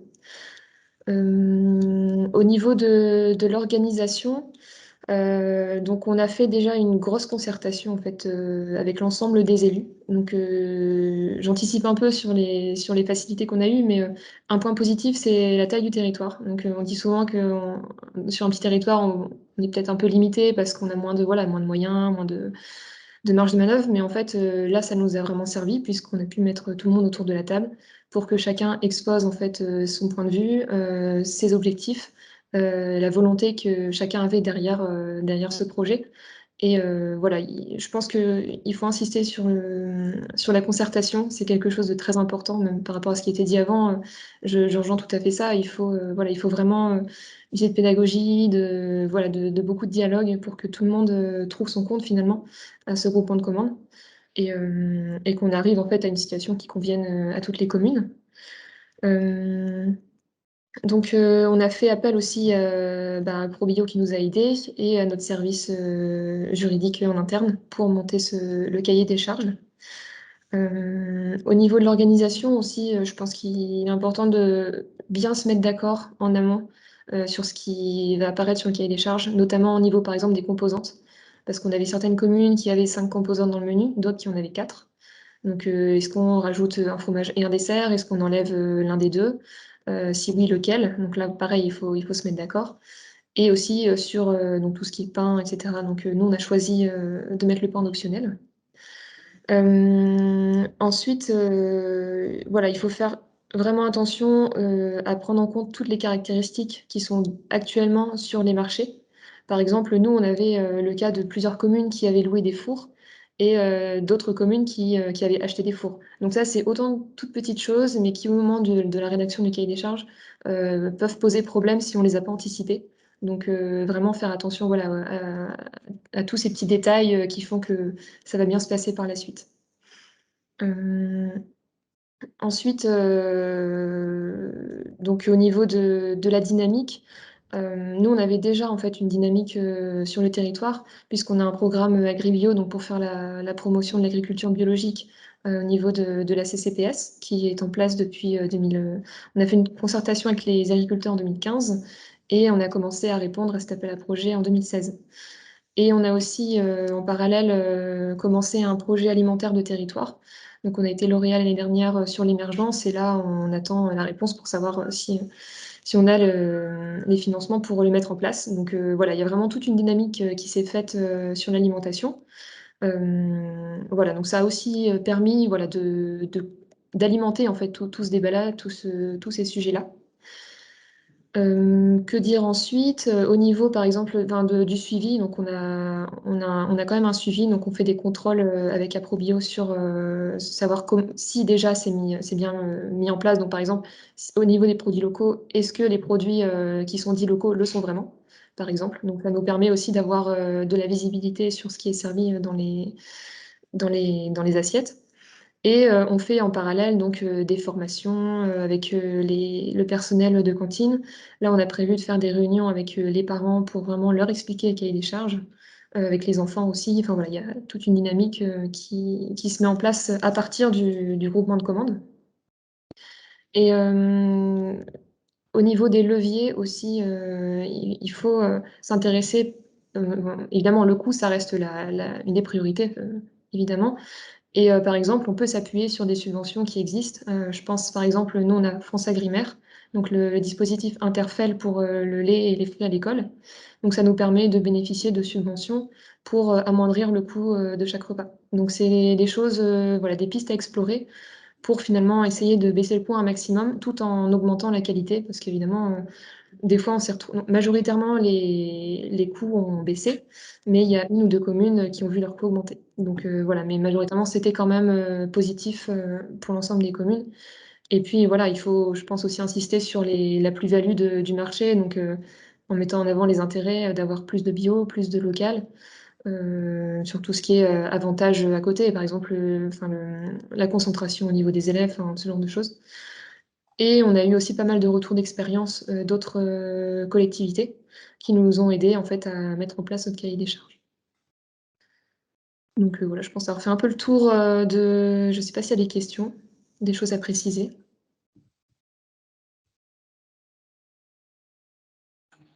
Il n'y a pas de questions dans le chat, mais une question.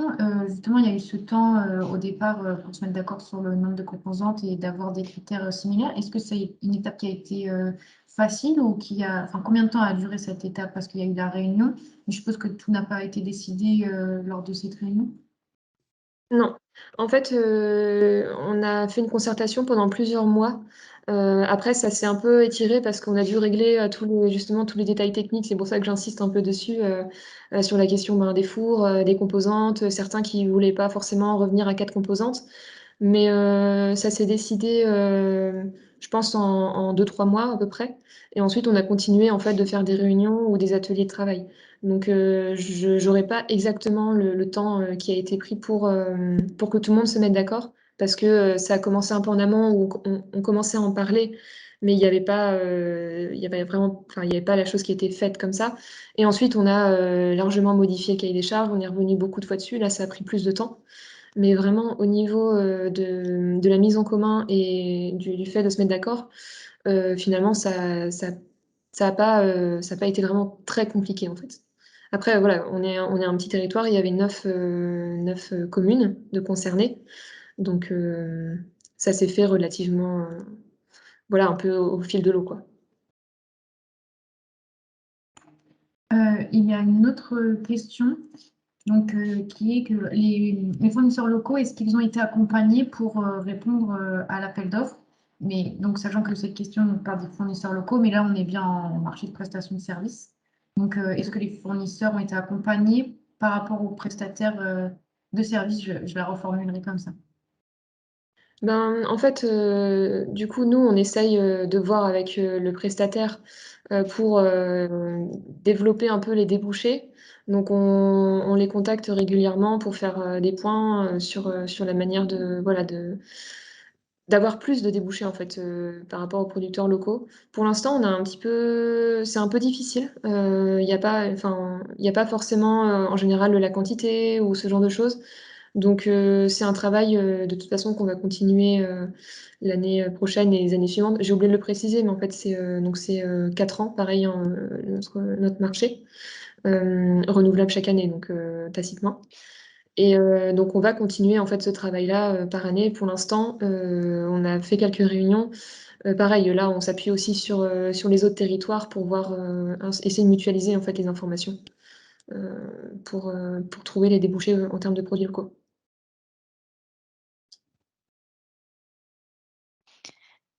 Si l'intercommunalité n'avait pas été motrice, est-ce que tu penses qu'une des 9 communes aurait pu prendre cette position de coordonnateur, se serait sentie légitime pour le faire ou les compétences pour le faire? Je pense pas que ça se serait fait. Dans d'autres domaines, on a aussi, vraiment à la CCPS une volonté, de mutualiser. C'est un peu dans l'identité, du territoire.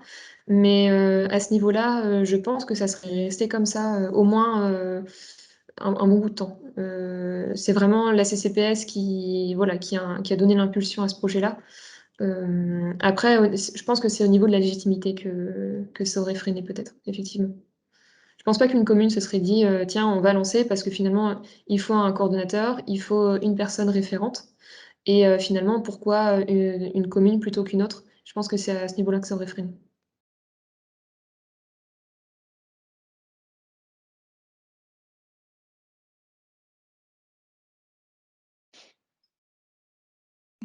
Pas d'autres questions pour Diane? Du coup, est-ce qu'il y a une adhésion payante ou comment ça marche dans votre groupement? En fait, c'est une convention qu'on passe avec, les communes. Donc là, par exemple, il y a une commune qui a adhéré, récemment et donc elle nous l'a notifié et nous ensuite on a fait les avenants, à la convention et au marché pour, voilà, pour l'intégrer. Donc ce qui s'est fait là, à partir de septembre. Donc on essaye de le faire vraiment, au moment du renouvellement du marché et pas entre-temps. Voilà et on a aussi, on essaye de vraiment de communiquer avec nos prestataires. Ce qui fait que pour l'instant sur les produits, de qualité, on est assez faible et là on essaye vraiment de, voilà, de négocier pour voir, comment on peut mettre plus de produits de qualité en sachant qu'on a déjà un menu assez exigeant. Et du coup, par exemple sur les produits durables, pourquoi pas, locaux pardon, pourquoi pas, intégrer les produits durables à l'intérieur? Laisser plus de marge de manœuvre pour, leur faciliter la tâche un petit peu. Parce que sinon, on se rend compte qu'au niveau du prix, ça va voilà, on sera trop ambitieux et on pourra pas monter nous au niveau du prix, par commune et du coup, et voilà, il faut essayer de trouver toujours le juste milieu entre l'ambition et enfin, voilà, pas être trop ambitieux, mais quand même garder nos exigences du départ pour, garder la ligne qu'on s'était fixée, au tout début, en fait. Donc là, on est en train de discuter avec eux, à ce niveau-là.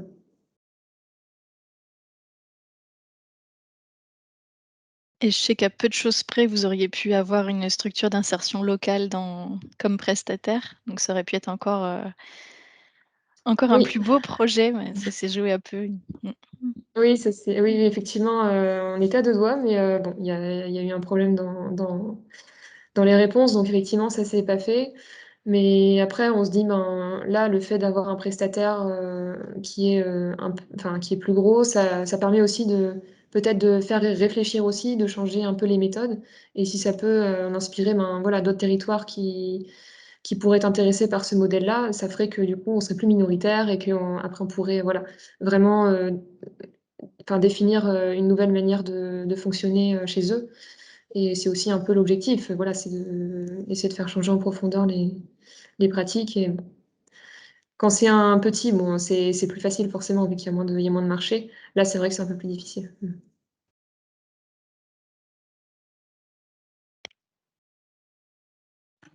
Bah, Il y a merci un beaucoup. message Ah. également de William Glory, donc il n'est pas une question, mais un message qu'il fait passer. Donc, par rapport à la charte Ici je mange local, donc pour demander aux personnes aux structures présentes si elles connaissent cette démarche, donc qui est une démarche pour valoriser en fait le travail d'introduction de produits locaux, qui est multipartenarial. Donc voilà, si vous avez des questions sur cette démarche Ici je mange local et possibilité de faire des présentations au sein de vos territoires. D'accord, ben, je note, on a déjà regardé un petit peu, mais j'avoue que j'ai pas approfondi encore, cette question-là, mais effectivement, ça peut être intéressant, oui. Je note. Il y a Rémi Toya également qui demande qui est votre prestataire. Donc, il précise pour fournisseur de légumes, mais puisque vous êtes en prestation de service, donc vous avez un même prestataire pour tous. Donc, je ne sais pas si vous savez auprès de quel fournisseur de légumes se fournit votre société de Alors restauration. il y en a plusieurs. Là, comme ça, je saurais pas les ressortir. Faudrait que je regarde au niveau des factures et cetera. Mais je sais qu'ils sont plusieurs. Après, on a essayé aussi de mettre dans le cahier des charges, un pourcentage, de produits, avec, moins de 2 heu, intermédiaires, pour limiter justement, voilà le fait que ça vienne de grosses structures ou alors, de structures vraiment lointaines et cetera. Donc, mais voilà, il y en a plusieurs qui nous fournissent en tout cas.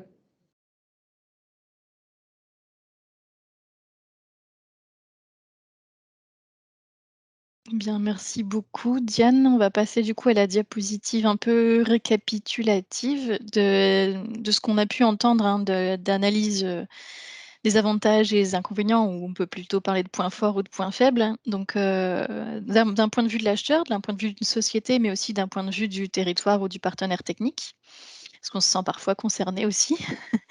Donc d'un point de vue des acheteurs, ce qui est ressorti dans les points forts, c'est quand même un renforcement des liens entre les acheteurs, puisqu'on a parlé de réunions, de concertation, enfin voilà, tout ça est aussi prétexte de dialogue entre les différents acheteurs et donc d'échange de bonnes pratiques. Mutualiser l'ingénierie, donc on l'a bien entendu dans le témoignage de Saumur et c'est vrai que quand quelqu'un a la compétence et qu'elle peut en faire bénéficier le reste des communes, c'est forcément un avantage. Au niveau des prix, bah, c'est un peu sous l'effet, échelle, dont parlait Diane, effectivement l'union fait la force, pardon, surtout pour les petites restaurations qui peuvent du coup bénéficier des prix, lissés avec les plus grosses structures et après plus anecdotiquement, s'il y a des frais de publicité, bah, du coup ils peuvent être répartis. Par contre, en point faible, bah, il faut savoir, se mettre d'accord.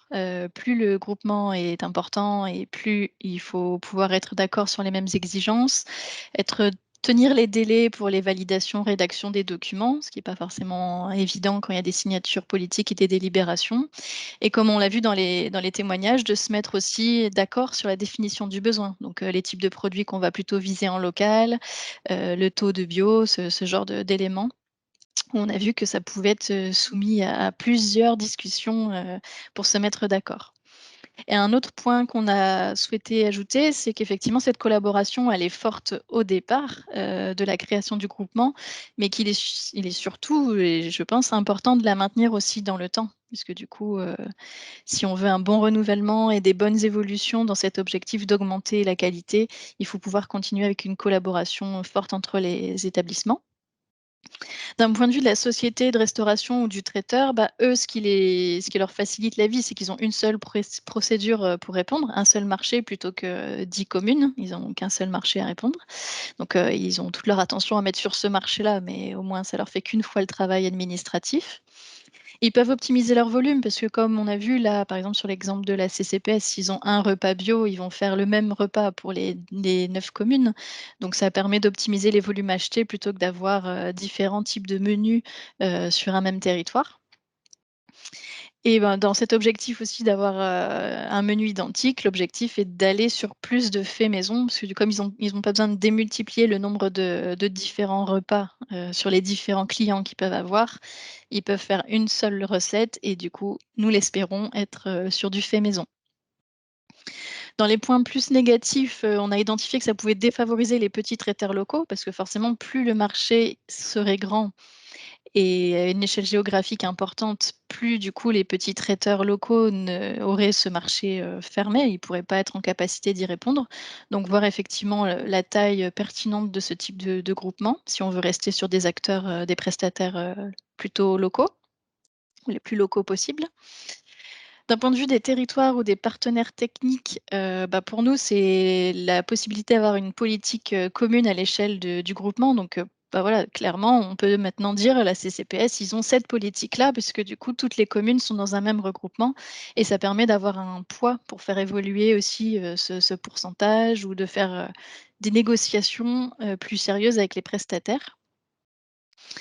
Ça permet d'entretenir la dynamique collective. Tout simplement, si on crée une récurrence de réunions sur ce sujet du groupement, on peut aussi introduire d'autres sujets et d'entretenir une dynamique collective par ce biais-là. Et nous, en termes de suivi ou d'accompagnement, ça veut dire qu'il y a un seul contrôle à effectuer plutôt que 10 contrôles à effectuer. Donc c'est intéressant pour le suivi, pour tout ce qui est observatoire, mais aussi pour ce qui est labellisation. Donc ici, je mange local ou TBE, comme les 2 labellisations sont développées en région. Ça permet de faire une fois le travail pour X communes en même temps. Après, dans les inconvénients, d'un point de vue du territoire ou du partenaire technique, si on a des gros groupements, on va se retrouver face à des gros prestataires de restauration, voire des très gros qui peuvent être en position de quasi-monopole et donc voilà, la négociation ou la difficulté de les faire changer dans les pratiques peut être plus complexe. Et si ce prestataire est trop gros, qu'il a un système déjà interne tout prêt et qu'il n'est pas ancré dans le territoire, on n'aura peut-être pas beaucoup de flexibilité dans les approvisionnements. C'est-à-dire que même si on demande des produits locaux, il va passer par un unique fournisseur qui pourrait avoir référencé dans son catalogue et donc ça ne favorise pas tout à fait la multiplicité qui peut être souhaitée par un territoire, par exemple. Est-ce que certaines personnes souhaitent réagir par rapport à ce constat d'analyse? Puisque nous, on a fait la première trame, mais elle est bien sûr amenée à être complétée par vos apports, par vos échanges. N'hésitez pas dans le chat à rajouter un point fort, un point faible, démentir l'un si voilà, le raccourci est trop exagéré.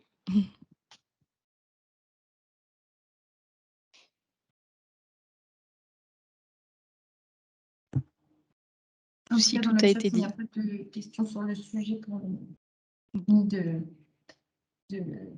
prise de position par rapport à ce qu'on a dit. Enfin, on n'a pas, semble-t-il, dit de bêtises. Du coup, je te laisse poursuivre.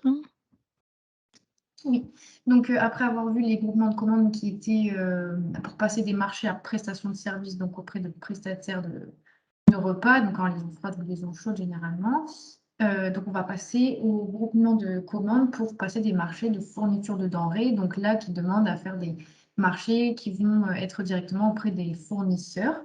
Donc de la même façon, c'est un unique marché qui est passé pour les différents adhérents. X structures. Et donc, on va revenir sur plusieurs exemples et un témoignage. Donc, dans un premier temps, le groupement d'achat bio. Donc, c'est Marie Boucher qui va parler de ce groupement.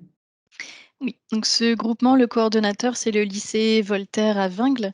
Je me permets de vous présenter cette initiative parce qu'on l'a on a été plusieurs structures à accompagner. Donc, ça a été créé le groupement bio, donc 100% bio, un groupement d'achat créé en 2018 sous l'impulsion politique de la région, mais qui a tout de suite associé les départements intéressés pour pouvoir y associer aussi les collèges et en partenaire technique à ProBio et Bio en Hauts-de-France pour l'accompagnement au sourcing et voilà, la bonne application du marché. Donc là, actuellement, on est sur le second marché lancé par le groupement, donc qui est effectif depuis le début de cette année et qui durera 3 ans. On est sur un énorme groupement, puisque là, on passe à 193 adhérents, donc qui est avec 85 lycées, 107 collèges et une commune qui tente l'aventure. L'échelle géographique est importante aussi, puisque ce sont l'ensemble des établissements lycées, collèges des Hauts-de-France qui pouvaient être adhérents à ce groupement. Et donc l'échelle étant très importante, il a été tout de suite décidé de faire des lots géographiques. Donc ce groupement, il a plusieurs lots, donc des lots par type de produit, par famille de produits, donc des lots viande, des lots yaourt, des lots fruits et légumes, de manière à cibler des prestataires spécialistes dans chacune de leurs filières. Mais également le côté géographique, de manière à ce qu'il y ait des petits fournisseurs qui ne sont localisés que sur une partie de la région, qui puissent fournir en produits biorégionaux. Donc c'est vraiment la logique même de ce marché. Les étapes ont été celles qui ont été présentées lors des définitions, c'est-à-dire que le coordonnateur était tout de suite trouvé. Il a fallu lancer un appel à candidature pour les adhérents, qui ont exprimé du coup ensuite des états de besoin, qui ont été compilés par le coordonnateur, qui a publié, rédigé le marché avec l'aide de la région, des services marchés publics de la région. Et qui a pu attribuer le marché à plusieurs fournisseurs qui s'avèrent être des fournisseurs pour la plupart biorégionaux. Donc sur certains lots, la stratégie était de viser de la qualité des fournisseurs régionaux sur des produits qui existaient. Donc le sourcing a permis d'identifier un peu dans le bordereau des prix unitaires quels étaient les produits qu'il fallait mettre en évidence pour que les fournisseurs puissent y répondre. Mais après sur d'autres lots, c'était plutôt une stratégie d'avoir une multiplicité de produits pour un tarif intéressant. Donc je pense au lot épicerie bio par exemple. L'objectif étant qu'un établissement, en adhérant à tous les lots, puisse avoir une multiplicité de produits bio qui s'offrent à lui, de manière à pouvoir répondre aux enjeux de la loi Egalim dès 2022. Du coup, le coordonnateur aujourd'hui, on est à 6 mois de vie de ce second marché. Entre le premier et le second marché, on a eu une hausse très significative du nombre d'adhérents, d'où l'intérêt un peu prouvé de ce type d'outil. Et donc là, on en est à 6 mois, donc on est au stade du premier bilan intermédiaire, de manière à identifier les acheteurs qui n'auraient pas encore démarré éventuellement leurs achats ou qui seraient trop loin de la moitié de leur engagement annuel, de manière à ce que cet outil puisse vivre correctement. Donc dans les points faibles, c'est sûr que ça a été un travail très fastidieux au démarrage, donc avec le sourcing de tous les fournisseurs qui pouvaient prétendre à ce type de marché. La définition des lots, parce que comme vous l'avez vu, séparer par produit, par thématique, par filière, c'est facile. Par contre, géographiquement, c'était un petit peu plus complexe à réfléchir. Et notamment, je fais tout de suite le lien avec dans les points forts. On a joué la carte de la solidarité entre zones urbaines et zones rurales. Donc, pour faire très, très clairement, si on avait fait un lot que l'Avesnois, les fournisseurs, ça les intéresserait peut-être pas forcément de répondre à ce lot-là, parce qu'il y a beaucoup de routes, de petites routes, plein de petits points pour des petits volumes, des petits établissements. Et du coup, l'objectif était de faire un lot regroupé avec la métropole de Lille. Comme ça, ceux qui voulaient le lot avesnois avaient aussi le lot métropole et inversement. Ça a permis de faire une solidarité et d'être sûr et certain que toutes les zones en région pouvaient être couvertes et qu'il n'y ait pas de zone géographique infructueuse. Donc, travail fastidieux au départ lors de la rédaction. Maintenant, un suivi avec le nombre d'adhérents qui est quand même aussi toujours un peu chronophage. Voilà, on pourrait laisser vivre l'outil sans faire d'animation, mais derrière, pour quel résultat et puis quelle satisfaction des fournisseurs retenus. Donc, importance du temps que l'on passe sur ce suivi. Et aussi parce que chacun des adhérents, alors les lycées ont un logiciel, les collèges en ont un autre, donc pour réaliser un suivi, ça devient un peu plus compliqué, pour avoir des chiffres, mutualisés. Donc on passe aussi par les fournisseurs, pour avoir ces éléments, chiffrés de bilan. Et donc, pour les points faibles, c'est à peu près tout, parce que du coup, c'est plutôt beaucoup de points forts, parce que forcément, s'il y a énormément d'adhérents et s'il y a eu, beaucoup plus, bon, il y a l'effet Egalim bien sûr qui a joué, mais que s'il y a eu beaucoup plus d'adhérents sur ce marché bio au renouvellement qu'à la première mouture, c'est que cet outil, a plu. C'est l'intérêt aussi d'être multipublic, d'avoir, collège, lycée et maintenant une commune. L'objectif est aussi d'avoir une continuité pour le convive, donc il passe du collège au lycée, il garde a priori les mêmes, fournisseurs. Donc ce ne sera pas les mêmes cuisiniers, mais ça sera au moins la même matière première. Et puis après, la progressivité possible d'année en année, avec les minimums, d'engagement qui ont été exprimés par chacun des acheteurs. Donc là, on sait bien que peut-être certains n'ont pas encore, beaucoup, commandé. Ils attendent, leurs engagements 2022 pour, démarrer avec la loi Egalim. Notre travail va être de les relancer, tout de suite pour partir tout de suite sur les bons rails. Je ne sais pas si, sont connectées des personnes, de la région, du département du Nord qui ont collaboré sur ce projet et qui souhaitent rajouter des choses. Je peux laisser quelques minutes la parole pour témoigner. Il y a d'ailleurs dans le chat une remarque de Christelle Benoît, comme quoi donc ça a été envoyé aux établissements médico-sociaux, mais il n'y a pas eu de retour de leur part par rapport au marché. C'est vrai, c'est là qu'on voit qu'on n'a pas encore réussi à mobiliser tout type de public, mais bon, c'est pour une prochaine mouture ou alors faire un groupement spécifique, enfin. Je pense que c'est parce que les personnes âgées sont pas trop connaissent pas les produits bio, en fait, aujourd'hui en EHPAD. Enfin, ils sont pas, intéressés par la question. C'est ce qu'on m'a répondu, en tout cas, pour le moment, mais j'espère que ça va changer avec la loi Egalim. Il devrait y avoir une sensibilisation quand même. Mmh. Après sur le marché, c'était intéressant et c'est important, tu l'as dit, hein, mais la progression entre le nombre d'adhérents, de celui-là par rapport au premier. Marie, j'ai plus le chiffre, tu l'as dit? Ça a doublé presque, je crois. Ouais, Mmh. ouais, ouais. Plus de doublé, je crois. Mmh. J'ai plus le chiffre exact.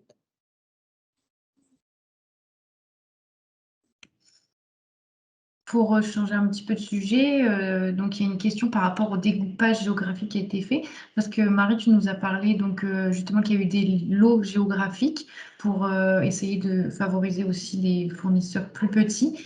Donc de quelle façon a été fait ce découpage géographique? Est-ce que c'était bassin de vie, département, petite région agricole? Donc c'est vrai que tu nous avais parlé aussi de la métropole lilloise et de l'Avesnois qui ont été regroupés et comment ça s'est fait sur le reste du territoire. Alors le coordonnateur est plus parti sur les bassins académiques. Ils ont l'habitude déjà d'avoir des regroupements d'établissements par bassin, pour d'autres sujets relatifs, à l'académie. Du coup, ça s'était fait comme ça, avec des adaptations quand même, par rapport, aux éléments qu'on a repérés dans le sourcing. C'est-à-dire si on avait une boulangerie qui nous disait: «Je peux m'étendre jusqu'à telle commune, jusqu'à telle commune», ça nous donnait à peu près une zone géographique, pertinente qui n'était pas forcément un territoire, administratif ou c'était pas forcément l'objet d'être sur, des choses, bassin de vie ou c'était vraiment aussi voir par rapport aux possibilités des fournisseurs et par rapport à cet aspect aussi, solidarité, qu'il y ait pas des établissements sans zone géographique attribuée. Il y a un côté, si je peux me permettre, Marie, d'ajouter, bonjour à tous. Il y a un côté vraiment dialogue lors du sourcing avec les fournisseurs. C'est vraiment l'opportunité d'avoir des échanges avec eux et ensuite de réfléchir à un allotissement qui soit satisfaisant pour tous, de chaque côté. Mmh. Les fournisseurs ont été d'ailleurs très reconnaissants de ce travail de rédaction en dentelle, comme ils l'ont dit, puisqu'effectivement, un gros fournisseur peut répondre à de multiples lots. Par contre, un petit fournisseur avait la capacité de ne répondre que aux lots qui l'intéressaient. Donc, finalement, avec ce zonage, tout le monde était satisfait. Après, c'est parce que c'est échelle Hauts-de-France aussi et que c'est quand même assez grand, hein. C'est pas comme les exemples qu'on a vus précédemment, où on est sur des plus petits territoires.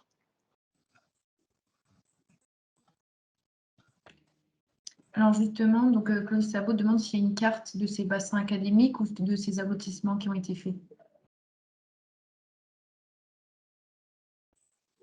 Je ne sais plus si c'était joint au DCE. Il me semble que c'était joint dans les documents de consultation, donc cette carte, elle doit être disponible, oui.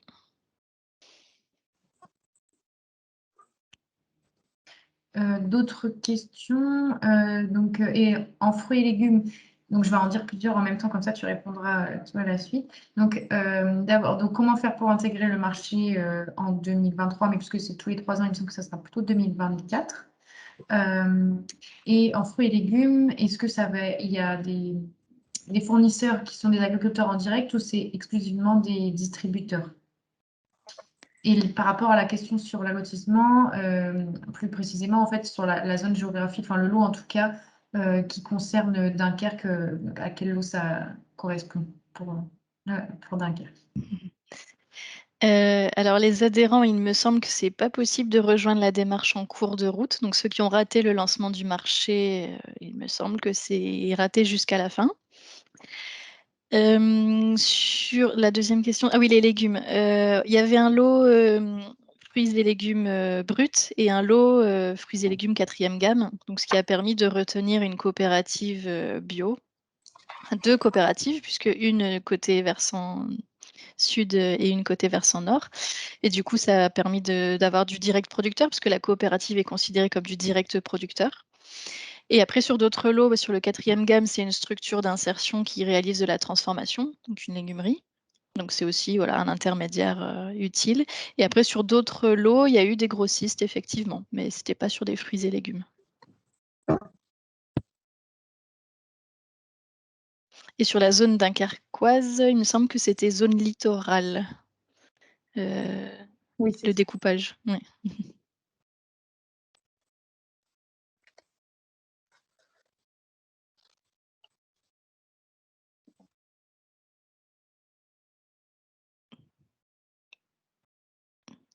Est-ce qu'il y a des réactions encore, des questions? Des compléments des partenaires présents? Non, pour l'instant, il n'y a pas d'autres messages. Donc, surtout, n'hésitez pas à poser des questions dans le chat ou des compléments ou là, à prendre la parole également, puisqu'on est dans un temps dédié à l'échange.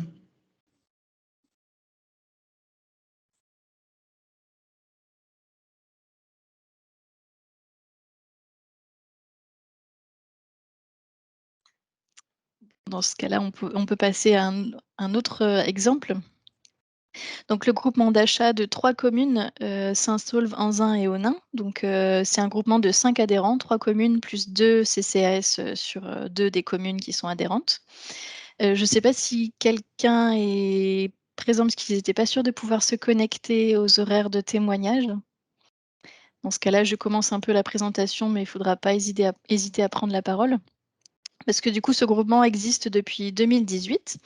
Ces 3 communes avaient tout simplement la volonté de mettre en œuvre des pratiques de consommation plus saines. Donc, c'était vraiment les exigences et l'amélioration de la qualité qui a été au cœur de leur regroupement. Et donc, elles ont publié un premier marché en 2018 et là, elles en sont actuellement au second marché du groupement.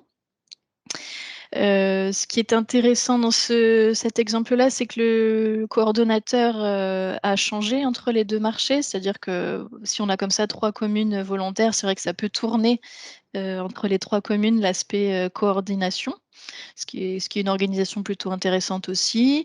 Et donc ces 3 communes, elles sont limitrophes, donc elles ont l'habitude de bien se connaître et une proximité pour pouvoir échanger. Et elle se situe sur Valenciennes Métropole, qui est un territoire qui est accompagné par Aprobio. Donc là, on a pu accompagner un peu aussi la mise en place de ce groupement. Et je me suis dit, comme c'était une échelle plus petite que le groupement d'achat bio, qui est assez énorme, et sur une échelle plus petite avec un nombre d'adhérents plus petit, ça pouvait inspirer aussi des acheteurs ou des territoires sur ce format-là. Donc non, il n'y a personne d'une des communes connectées.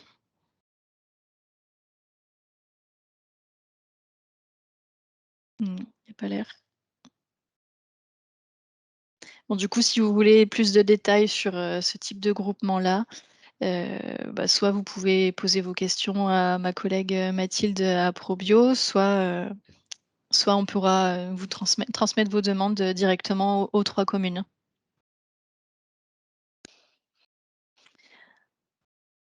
On peut passer du coup au dernier exemple.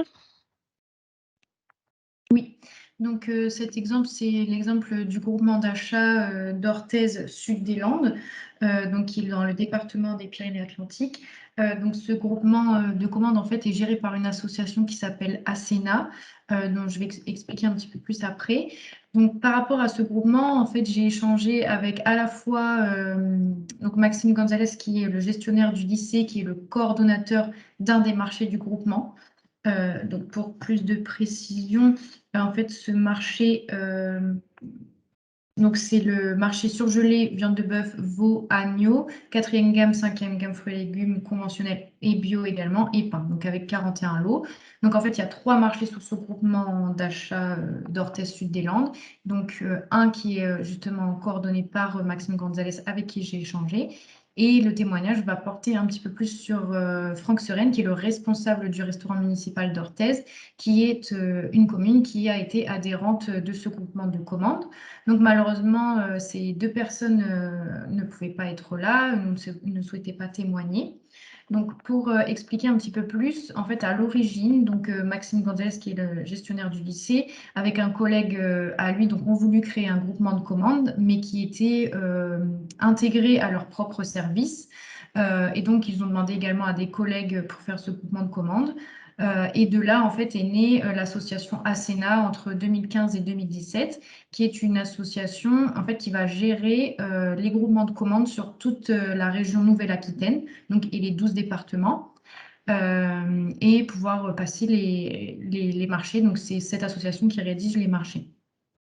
Donc, en fait, il va y avoir dans chacun des départements différents groupements de commandes avec différents marchés, enfin des marchés en fait qui sont très similaires, mais séparés selon la localisation pour permettre vraiment une adaptation au territoire et permettre aux petits fournisseurs, aux plus petits fournisseurs de répondre. Donc, l'avantage de cette association ASENA, en fait, c'est que comme ça va être sur toute la Nouvelle-Aquitaine, on va vraiment avoir des outils communs, donc la rédaction de marché en commun. Il y a un logiciel donc, qui s'appelle Osena qui a été développé pour évaluer toutes les fiches techniques des produits pour la notation des marchés, des réponses au marché, à l'appel d'offres. Et également, en fait, il va y avoir une politique commune, notamment sur la qualité des produits et les additifs de ces produits, et donc qui donne un poids énorme aux différents établissements, aux différents marchés, puisque ça couvre toute la Nouvelle-Aquitaine. Et donc, ça va faire évoluer les pratiques des fournisseurs. Donc, par rapport plus concrètement au groupement de commandes d'Orthez Sud des Landes, donc ce groupement de commandes en fait a démarré en 2018, donc il y a 29 adhérents. Donc c'est aussi un groupement un peu plus conséquent, donc avec beaucoup de collèges, de lycées et quelques communes. Il y a un coût d'adhésion pour être au groupement de commandes qui est de 400 €, qui va permettre de couvrir les frais pour le passage de l'appel d'offres et pour tout ce qui va être publicité. Donc, en échangeant en fait avec la commune, Franck Seren de la commune d'Orthez, donc il a fait part en fait de son expérience sur ce groupement de commandes. Et donc déjà, donc En fait, en 2022, parce que chaque année, les marchés sont renouvelés. Donc, en 2018, un nouveau marché, 2019, nouveau marché, 2020, etc., jusque 2021. Et en 2022, la commune d'Orthez choisit de sortir du groupement de commandes. Donc, pourquoi? Parce que le groupement de commandes n'a pas répondu aux besoins de la commune. Donc, pour plusieurs raisons. D'abord parce qu'il y a énormément de collèges et de lycées dans ce groupement de commandes. Et donc, Franck Seren trouve que le marché est davantage adapté à ce type de public de collège et lycée. Donc, puisque lui, au sein de sa commune, il a des convives donc, en bas âge, donc de 0 à 3 ans, de 3 à 12 ans, mais il a aussi des adultes et des personnes âgées. Donc, ce qui fait que les demandes en produits ne vont pas forcément être les mêmes. Par exemple, ça va être des steaks hachés de très petit grammage, ou alors des adultes et personnes âgées qui vont manger des produits comme des abats ou des tripes, etc., qui ne vont pas être consommés dans les collèges et les lycées. Et également un travail pour la commune qui se fait sur 52 semaines, contrairement au collège et lycée où en fait on a les vacances scolaires où il n'y a pas d'activité pendant ce temps-là, puisque la commune en fait pendant les vacances scolaires a des centres de loisirs et puis continue de faire du partage de repas à domicile pour tout ce qui est, tous les convives du type personnes âgées. Donc, en fait, par rapport au marché, il y avait 50% des achats de la commune qui étaient passés hors marché. Donc, déjà, ils n'étaient pas forcément dans les clous au niveau juridique.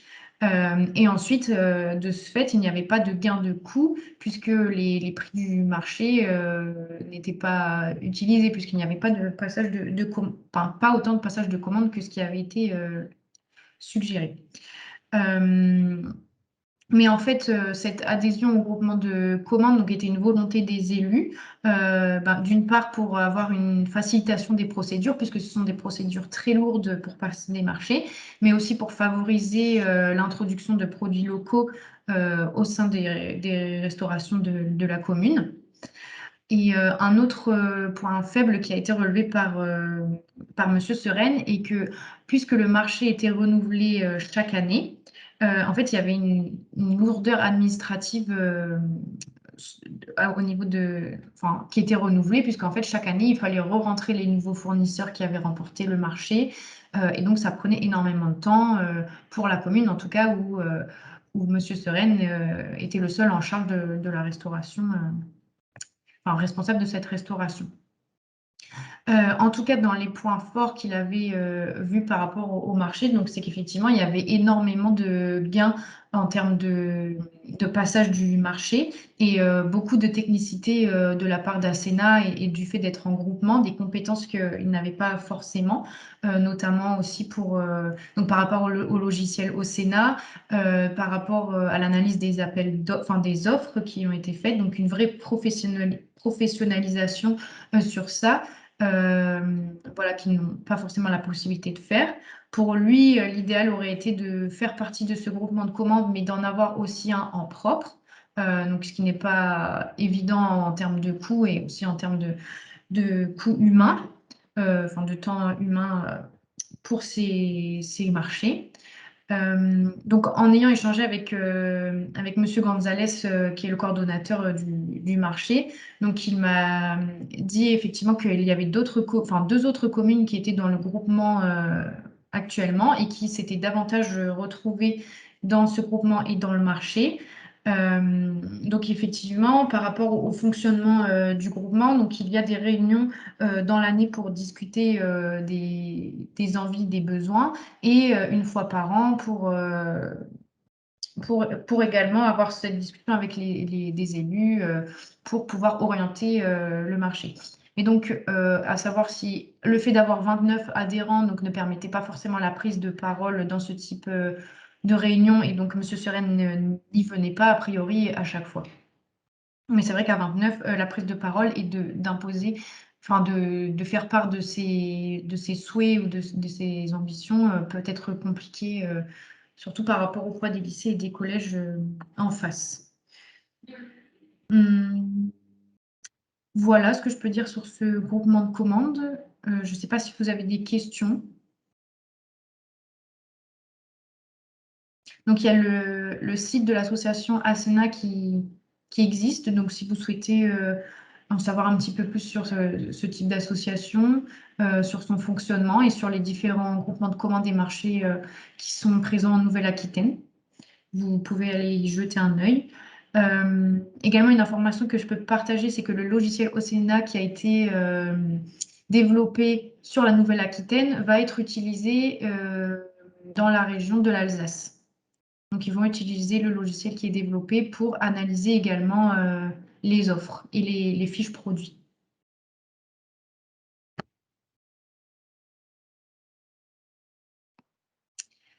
Donc, puisqu'il n'y a pas de questions, on peut passer donc un petit peu de la même façon qu'on l'a fait précédemment à l'analyse de tout ce qui va être avantages et inconvénients pour les groupements de commandes sur ce type de marché. Donc, on est bien dans les fournitures de denrées ici.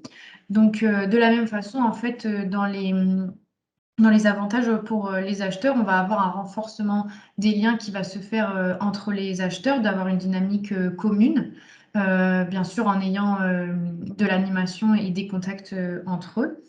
On va aussi avoir une mutualisation de tout ce qui est ingénierie, donc autant des compétences pour les passations de marché, pour l'analyse et aussi des moyens humains. Donc, puisqu'on a une seule procédure, une seule notation, etc. Et de la même façon qu'on l'a vu avant, des prix qui sont optimisés et donc un gain de coût qui peut se faire par cette mutualisation et cette commande en volume. Donc un peu les freins pour les acheteurs par rapport à ces groupements de commandes.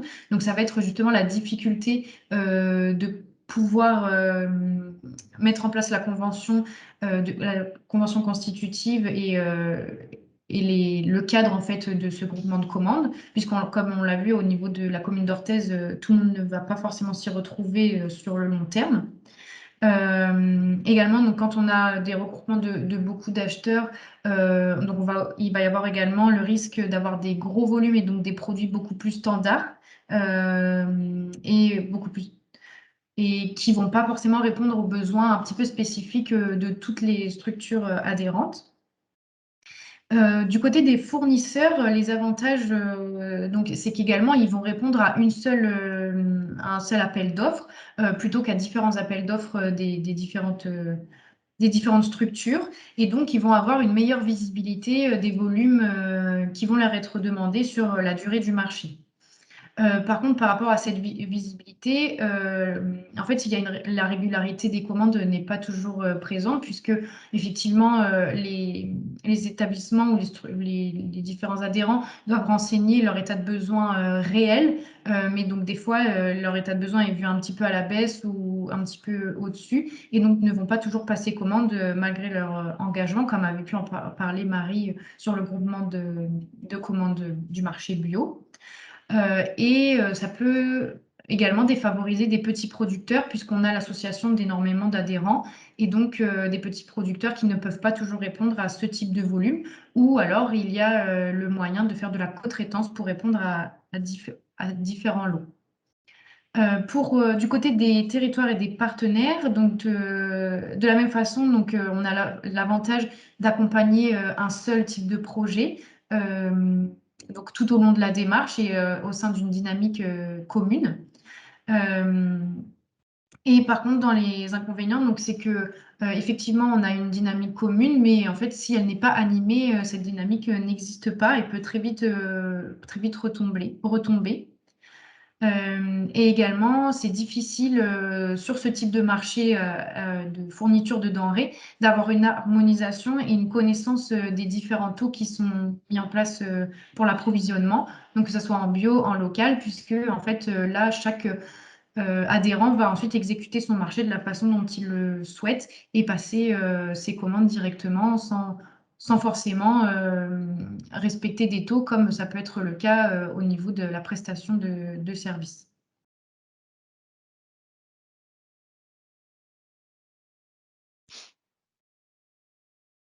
On peut passer à la suite. Oui, du coup, s'il n'y a plus de réaction, on va juste dresser les suites de 2022. Donc là, on a fini pour les thématiques traitées de 2021. Donc prochain rendez-vous, ça sera 2022, où on fera comme cette année, on proposera tout de suite d'emblée 3 sujets. Vous pourrez vous inscrire à 1, 2 ou 3 sujets selon vos envies. Sachant qu'on envoie les liens d'inscription que à ceux qui s'inscrivent sur les formulaires.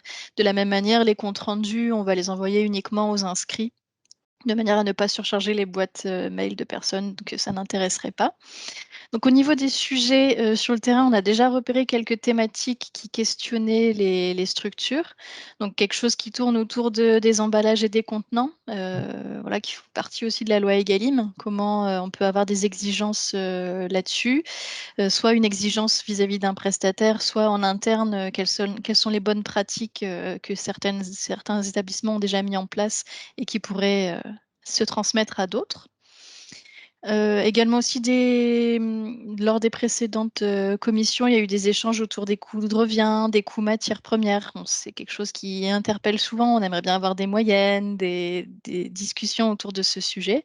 Donc, on se propose d'en faire une thématique de travail. Après, voilà, il nous reste encore un créneau de sujets libres. Et pareil, s'il y a des sujets on peut enlever un des deux qui sont déjà cités si vous avez d'autres besoins déjà identifiés.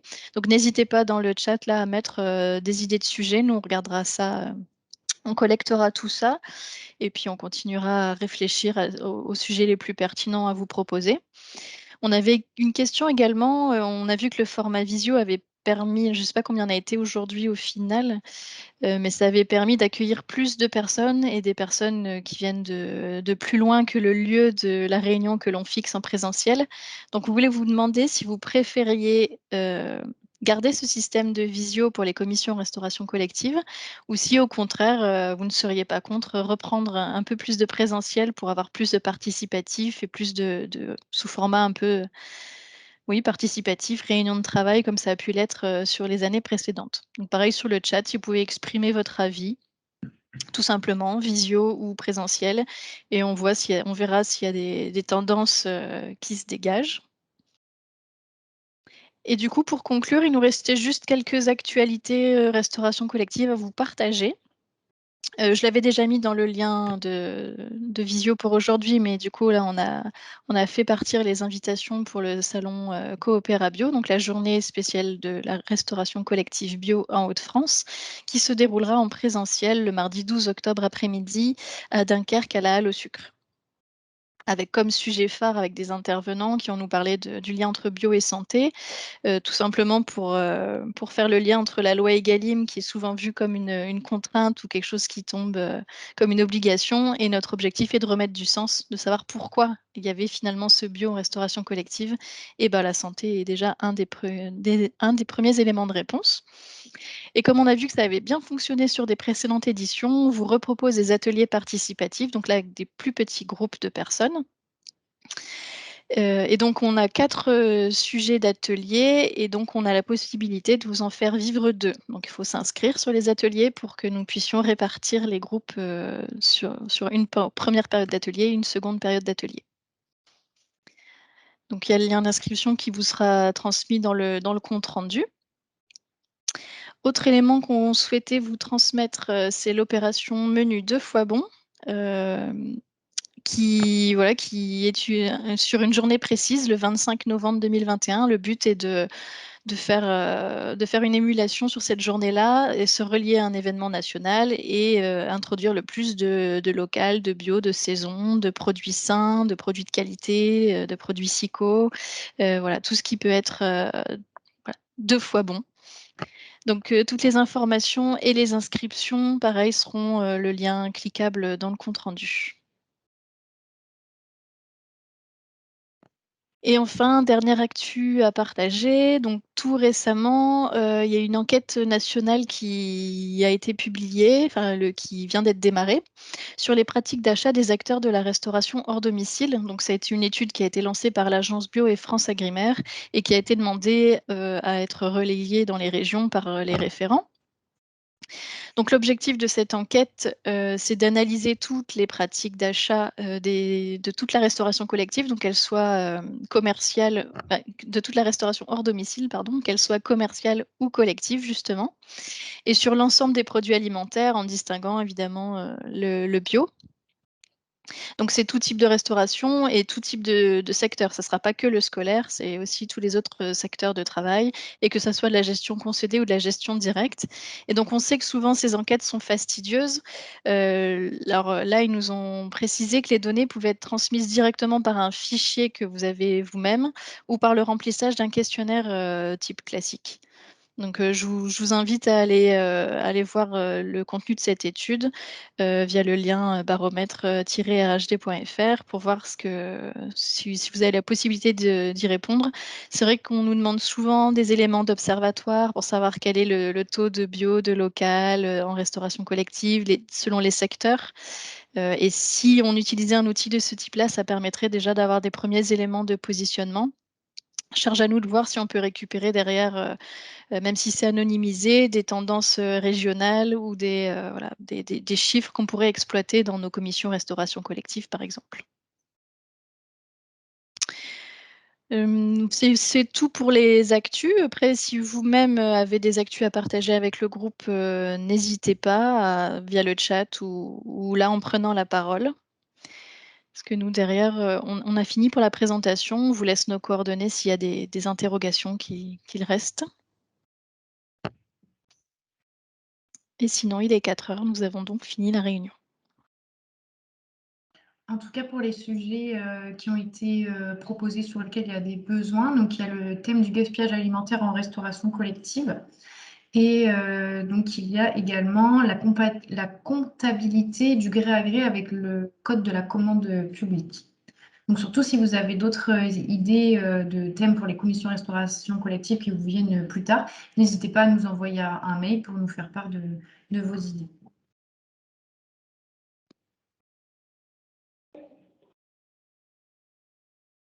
Donc Marie, j'ai pris en note également donc, toutes les questions qui avaient été mises dans le chat et là les réponses par rapport au mode présentiel ou visio. Donc je te ferai part de tout ça après.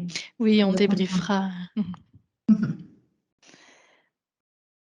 Merci à vous tous en tout cas pour votre participation, pour toutes les questions que vous avez eues et pour faire vivre ce temps aujourd'hui de 14h à 16h.